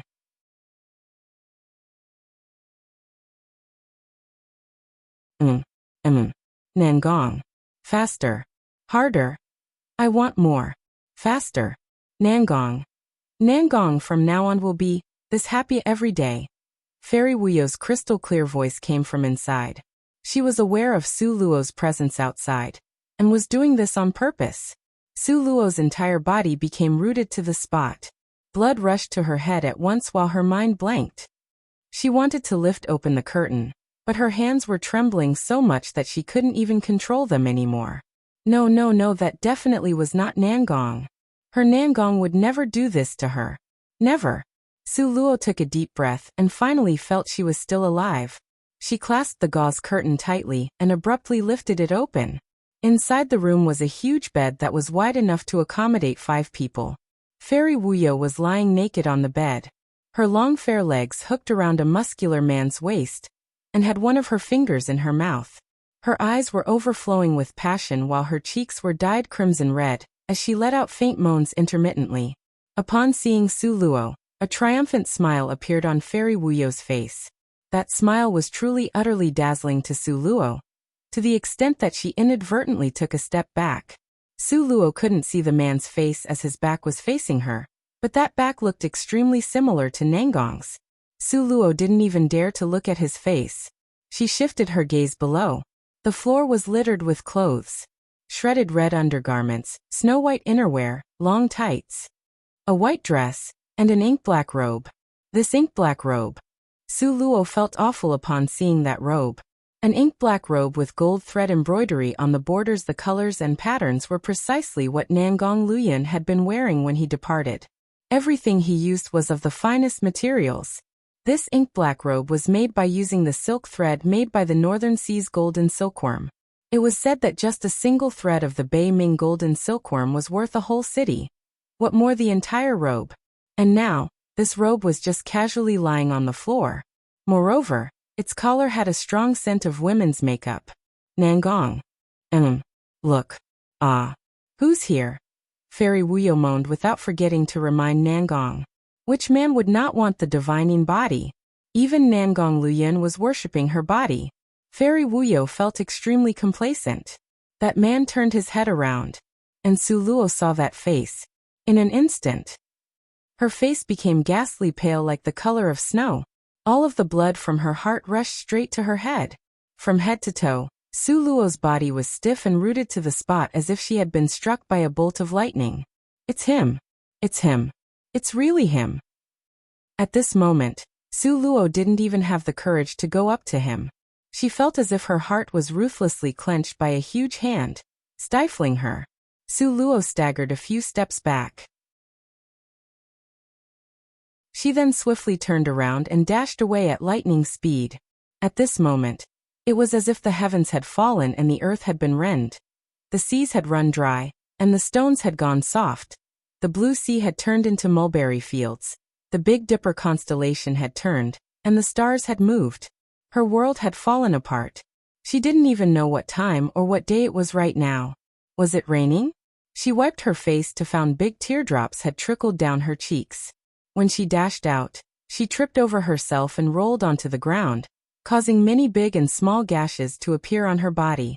Yet she couldn't feel any pain and single-mindedly kept sprinting onward. Run, run, run. Get away from this place. Like an ostrich, she buried her head, unwilling to believe what she had seen. Bam! Suddenly Su Luo crashed into someone. That person's build was strong and as hard as a rock, causing Su Luo to stagger a few steps back.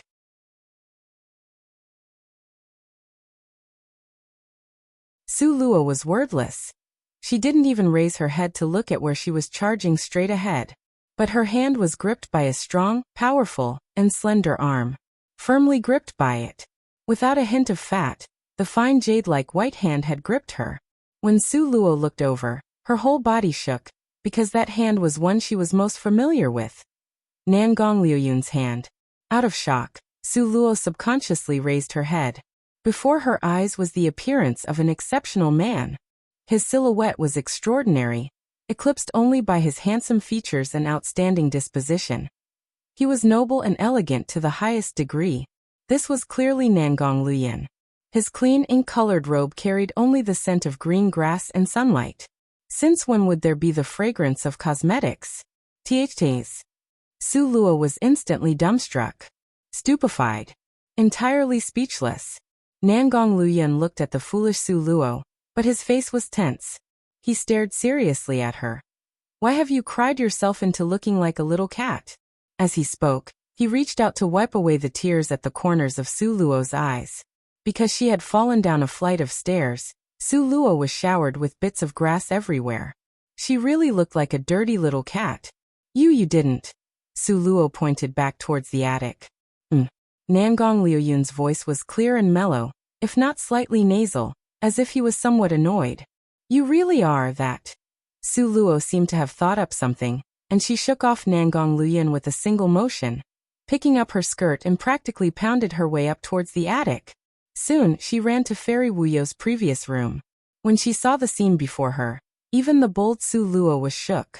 Right now, bending over Fairy Wuyo's shining white body, could you even call this a person? His head was split open down the middle, with a big, shining axe lodged in between. His back's muscles were black as ink, filthy like it hadn't been washed in 100 years. He also had a tail that seemed to release a foul stench intermittently. The worst was a white maggot wriggling on his tail. One's hair naturally stood on end when in its presence. He turned his head, revealing a large face with two eyes like green beans almost narrowed until they were slits, an extremely large, bulbous nose, and a ferociously wide open mouth. Ah! Even Su Luo almost fell over from how hideous he was. His body was scarred with fresh still bleeding gashes, and yellow pus seeped out from various pustules. Simply nauseating. Enough to make someone cry. At this moment, Fairy Wuyo's eyes were still closed, obliviously enjoying her partner's rhythmic movement. But the sound Su Luo made woke her up. Su Luo came back. Fairy Wuyo's heart burst with joy, and she abruptly opened her eyes, wanting to flaunt to Su Luo, but once she shot open her eyes with just a glance, her entire body stiffened like a lightning bolt from high above had struck her. "Aya!" Fairy Wuyo broke out into a shocking, ghastly shriek. Wasn't Nangong Luyan the one riding her? How? How was it this filthy, ugly monster? "Aya!" Fairy Wuyo clutched her head, and her legs suddenly kicked at the other person. But contrary to her expectations, she couldn't kick him away. That filthy, ugly monster laughed mischievously, grasping Fairy Wuyo's legs and smacking her perfectly round bottom. "Go ahead and cry out. The more you do it, the more excited I get. Cry, cry." It was the first time Fairy Wuyo had been scared like this in bed.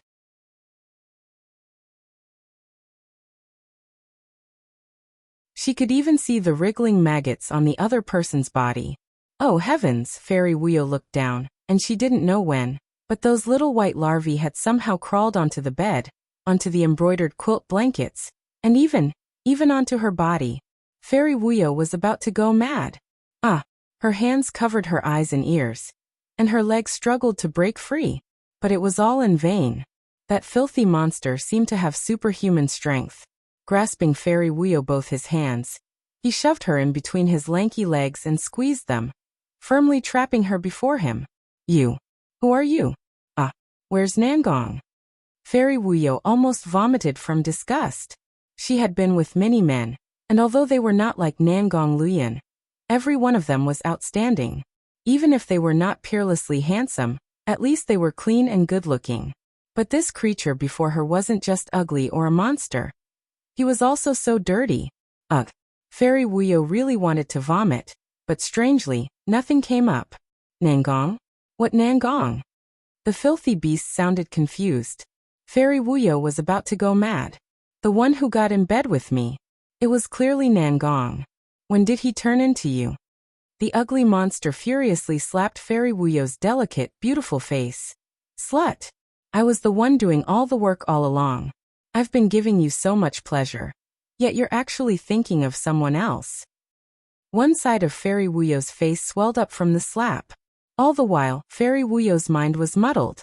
On the brink of collapse, she screamed and shouted in a heartrending voice. "This can't be. Where's Nangong? Where is he? I want Lord Nangong." There was another strike to Fairy Wuyo's cheek. "Slut. Lord Nangong is a deity of the highest heavens. It's an insult for you to shout out his name. You're not even worthy to carry his shoes, and you still dare to think otherwise."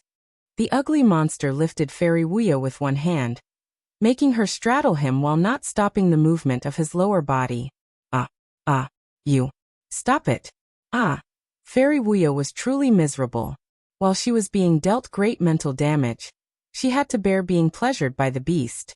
He was that dirty. From this perspective, Fairy Wuyo could see the lively maggots had crawled onto her tender skin. "Let me go. Let me go." "Woo-woo," Fairy Wuyo, the glamorous queen, cried in fright for the first time. But would the ugly monster let her go? He ruthlessly violated her while sneering.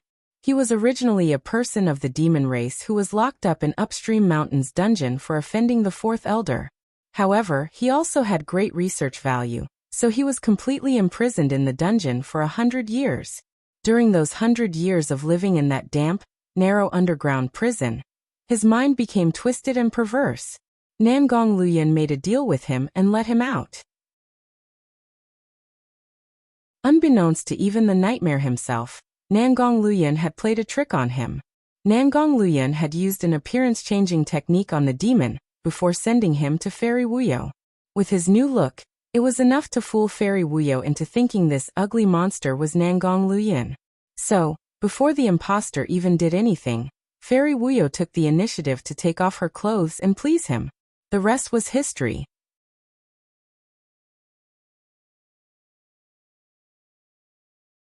Chapter 25:15.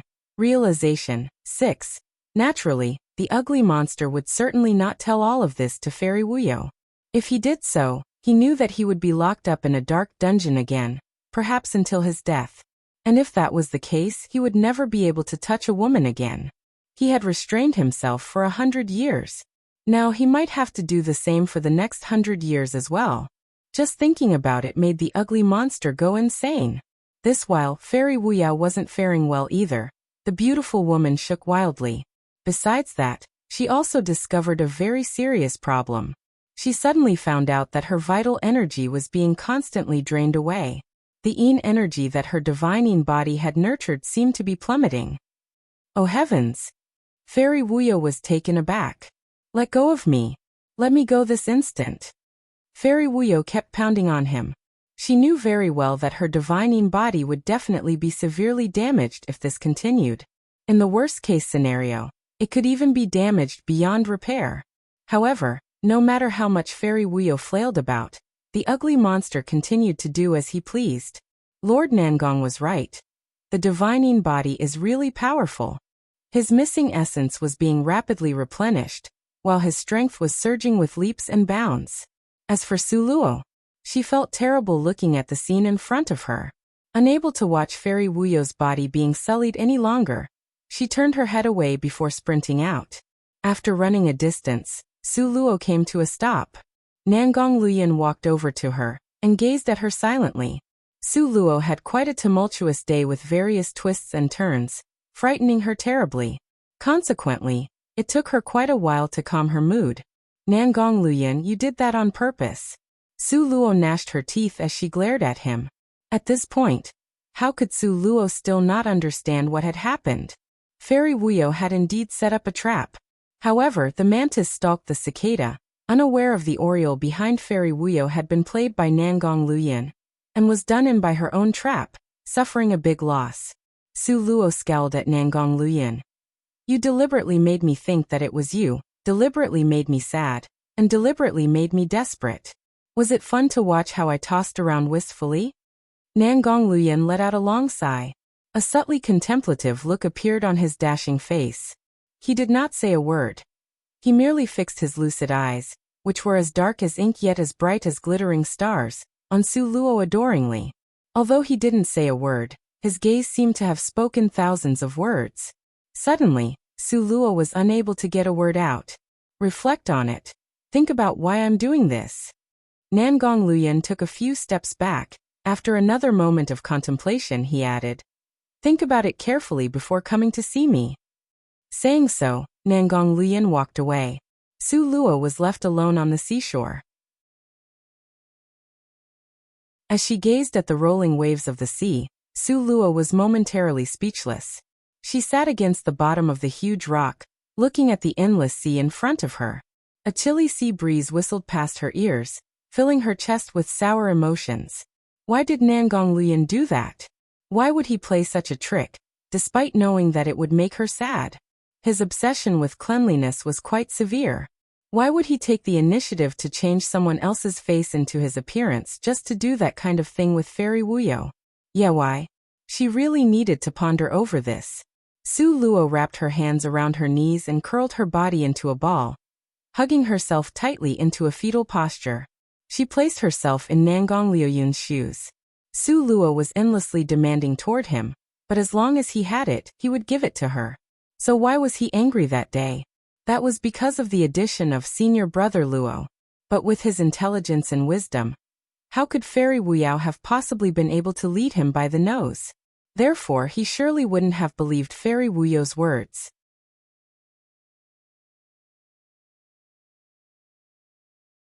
Chapter 25:16. Realization 7. So why did he abandon her and walk away alone? That was because he was truly angered. He was angered because she cared too much about senior brother Luo, right? That was why he designed this game of emotions to explicitly remind her who exactly was the most important in her heart. If she kept on being so stubborn, she might lose him. Of course, he was certainly a bit temperamental in his approach to love. He was proud and petty, but in love, who was so particular about temperament? At that moment, Su Luo understood and stood up abruptly. Nangong Luoyun used this game to stimulate her. He wanted to tell her that what he wanted was uniquely personal treatment. One that was just like how he didn't put on fronts with anyone else, only pampering her. He also demanded that he be the only one she cared about. Everyone else had to get out of her heart. This kind of love was domineering but genuinely very cute. Su Luo suddenly laughed, feeling a sense of relief after thinking about it. This incident had really stimulated her, forcing her to make choices in her heart. He treated her like she was the only one for him, so she had to treat him the same way. She wanted to tell him about it immediately. She wanted to tell him that he was also the only one in her heart. What she wanted to say wasn't that no one could snatch away his place in her heart. Rather, it was that she wouldn't even allow others to exist in her heart at all. So how could anyone snatch it from him? Su Luo happily climbed up and ran towards the castle like she was flying. Her speed was extremely fast as lightning. The enthusiasm in Su Luo's heart was like lava, and it urgently needed to burst out. She really wanted to hug him and tell him what was in her heart. Halfway to the castle, Su Luo bumped into Li Man. Li Man was about to talk to Su Luo, but Su Luo stopped her with a swiftly waving hand and say, "I want to find Nangong." Nothing could compare to the importance of Nangong at this moment. She had a lot to tell him. Yet, Li Man held back the hurrying Su Luo with a shout. "Lord Nangong has already left." Su Luo's footsteps froze instantly. She turned her head and stared at Li Man. Li Man suddenly felt her hair stand on end. She quickly explained, "Just now on my way here, I happened to meet Lord Nangong. He said that he had to leave Purgatory City in a hurry. Why didn't he tell me in person?" Su Luo was so anxious that she almost stomped her feet. Li Man added, "Lord Nangong said, you were thinking over a problem. If you didn't come looking for him, I shouldn't tell you." Su Luo was speechless. Li Man took another breath and said, "But if you did come looking for him, Lord Nangong wanted me to tell you that he was overreacting and asks you to please forgive him." Although Li Man didn't understand what was going on between Lord Nangong and Su Luo, her intuition told her that something must have occurred. After listening to what Li Man relayed, Su Luo's acupuncture point seemed to have been blocked. She stood still like a wooden block. Why did Nangong apologize to her? Obviously, she was the one in the wrong by not trusting him enough. So why did he apologize? Did he want her to die from guilt? Su Luo quickly took out the black communication tablet. There was only one contact on it, Nangong Luoyun, so she could send a request with a click. However, she got total silence from Nangong Luoyun's side. It was as if a stone had sunk into the sea without causing a single ripple.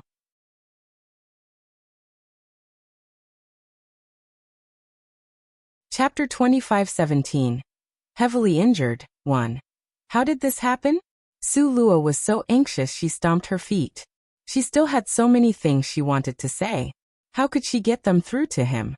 Even though Su Luo wanted to leave him a message, she only found that it failed to be sent. Su Luo was dumbfounded. Watching her friend's restlessness and sorrow unravel, Li Man felt distressed as well. "Luo, don't worry. Lord Nangong was in a hurry when he left. Something must have happened." "In a hurry?" Su Luo echoed nervously. Nangong Luoyun was always very calm. If he had just wanted to avoid her, he would never have Li Man refer to him with the word hurry. Yes, he was in a hurry, and his expression didn't look good.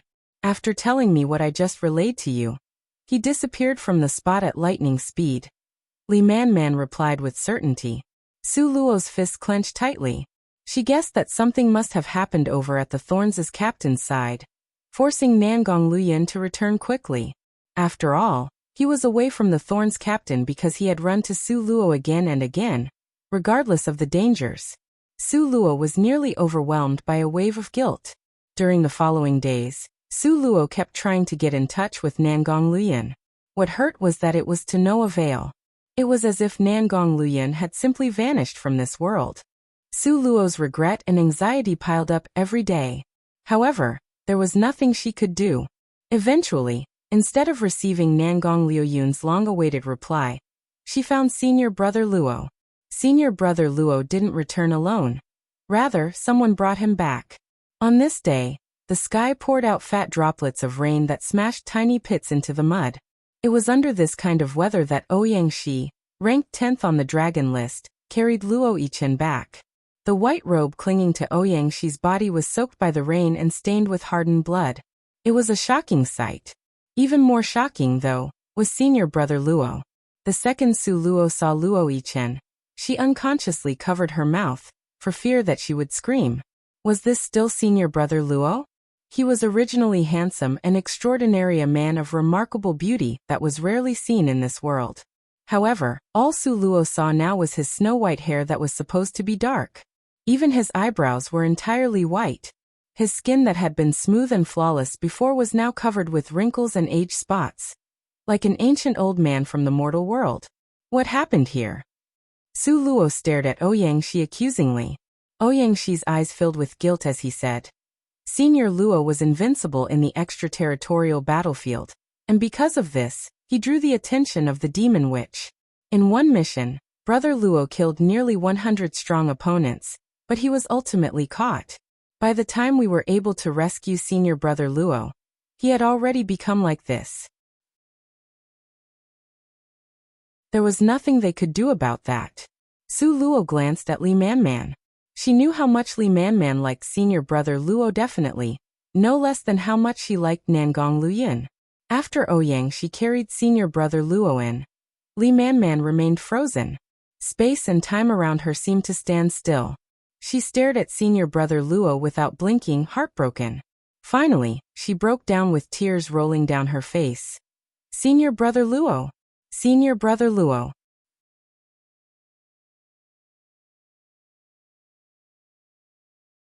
Chapter 25:18. Heavily injured, too, Li Manman went insane, like she had lost all sense of logic, and pounced on senior brother Luo at once. Although Su Luo couldn't bear to stop her, she still had to do so. Man, senior brother Luo is very fragile now. He's barely breathing, so don't touch him. You really can't touch him. Su Luo warned Li Manman, speaking right by her ears with a loud and serious voice. Senior brother Luo was currently as fragile as a cicada's wing. He seemed like he would fall apart with a single gust of wind. Li Manman understood Su Luo's words. It was exactly because she understood them that she felt even more heartbroken. Senior brother Luo was originally such a peerless genius with high spirits. Although he was younger than most people in the upstream mountain, his cultivation had grown by leaps and bounds.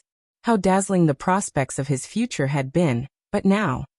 Luo, you will save him, won't you? You have a way to do it, don't you? Li Manman grabbed Su Luo desperately, like she was grabbing at straws to save her life. Her grip was so tight that it hurt Su Luo's wrist. Su Luo looked at Li Manman solemnly. Don't worry, I will do my best. Then Su Luo turned her eyes to senior brother Luo. Senior brother Luo's eyes were tightly closed as he was in a deep coma. His 5 senses were blocked, and he could not sense anything from the outside world. His face had grown old seemingly in the blink of an eye. Su Luo was no stranger to seeing such things. When she was on the last level of the 9 different palace halls, Nangong Luyin also became like this due to helping get the scarlet blood Ningpo figwort, aging at a speed visible to the naked eye. At that time, Su Luo barely managed to save his life. To do that, she had used her own blood, already fused with the essence of the scarlet blood Ningpo figwort, and applied it to Nangong Luyin's body. I have a way, maybe I can give it a try. Su Luo's gaze brightened like a star. You are? Ouyang Shi only noticed Su Luo at this time. He was unfamiliar with Su Luo. That was because Su Luo joined upstream mountain when Ouyang Shi was already fighting in the bloody extraterritorial battlefield. Su Luo nodded at him and said 2 simple words. Su Luo. Suddenly, a dagger appeared in Su Luo's hand. Everyone looked at her with wide eyes, not knowing what she was going to do. At this time, Su Luo did not hesitate to take the dagger and cut her wrist, and the blood immediately gushed out. She only stopped the flow after filling a large bowl with the bright red blood. Li Manman looked straight at Su Luo. Luo, what are you doing? Su Luo had lost too much blood, so her face was a little pale. She smiled faintly. Apply this blood to senior brother Luo. It may have a miraculous effect. Will this blood work? Ouyangxi looked at Su Luo with suspicion. Before Su Luo could say anything, Li Manman nodded seriously. It works, it definitely works, as long as Luo Luo does it. There is nothing impossible. But what if? What if? Ouyangxi skeptically glanced at Su Luo. Senior brother Luo's body is now in a critical stage. Any mistake would. We should wait. I've already asked Sixth Elder about it. Sixth Elder. Li Manman's expression was a bit odd. Ouyangxi's face had a hint of unexpected surprise, and he could not hide his excitement. After entering the Purgatory City, I spoke with Sixth Elder. As soon as he heard that Senior Brother Luo was injured, he asked me to send Senior Brother Luo to Wuxia Mountain. He, on the other hand, would leave immediately and make his way over. Ouyangxi was really surprised and also excited over this. The Sixth Elder was such an eccentric old man. Usually people would have to beg him for help, but even then he may not be willing to do so. However, in this instance, he actually accepted to run over in person. It showed how good a relationship Senior Brother Luo had with the Sixth Elder.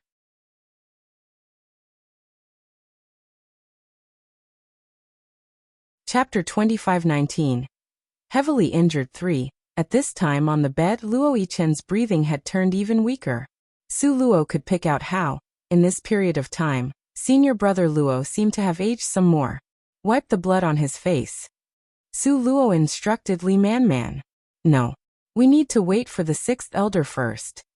Ouyangxi was very insistent as he didn't trust Su Luo. While the two refused to back down from each other, familiar footsteps sounded from outside the door. When Ouyangxi noticed, he immediately rushed forward. Sixth Elder, quick, tend to Senior Brother Luo, he isn't doing too well. The Sixth Elder shot him a look. Luo Luo is here. What's the worry for? Ouyangxi was bewildered.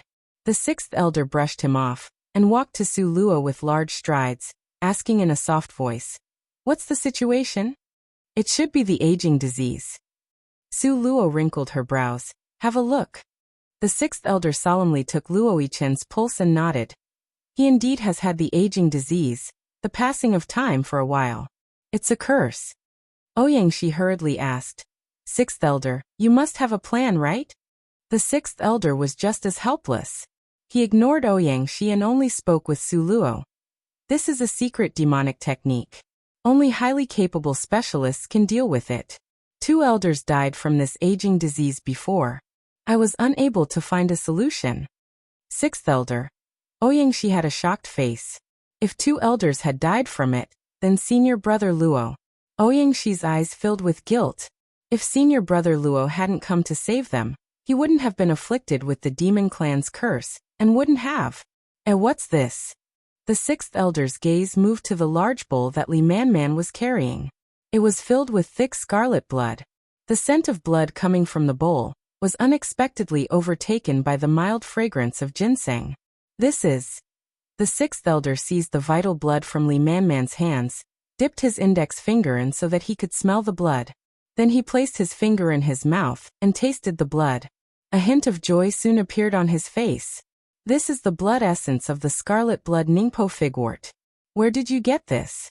The Sixth Elder exclaimed as he stood up. Li Manman didn't think the Sixth Elder would become this excited. She pointed at Su Luo. It's Luoluo's blood. Ouyangxi had a complicated expression. After all, it was he who had stubbornly refused to use the blood earlier. The Sixth Elder said excitedly, the scarlet blood Ningpo figwort alone may not be effective on dear Luo, but it has already completely integrated in this blood, which shows its great medicinal efficacy. This blood will surely be helpful to him. Come, help wipe it on his body. The Sixth Elder's eyes were shining as he looked at the bowl of blood. This was better than any medicine he concocted himself. Soon Luo Yichen's body was smeared with a layer of scarlet blood Ningpo figwort. His whole body was scarlet as if he was wrapped in a layer of blood-red clothing. Ouyangxi looked at Su Luo silently. Then he finally gritted his teeth and walked over to her, apologizing earnestly. I offended you greatly earlier. Please forgive me. Su Luo nodded. It's good to be extra careful. If it wasn't for you being careful the whole way, senior brother Luo may not have returned. When she said that, a frigid light burst from Ouyangxi's eyes. I sent the news a long time ago, but the help never came. Something's definitely strange. Su Luo recalled how Fairy Wuyo had received the news about senior brother Luo early, and her eyes hardened. The sixth elder took senior brother Luo's pulse. Sixth elder, how is senior brother Luo? Ouyangxi asked nervously. The sixth elder nodded and then shook his head. The scarlet blood Ningpo figwort has extraordinary efficacy. It has already restrained the aging disease, but because the treatment was delayed for too long, he won't be able to recover.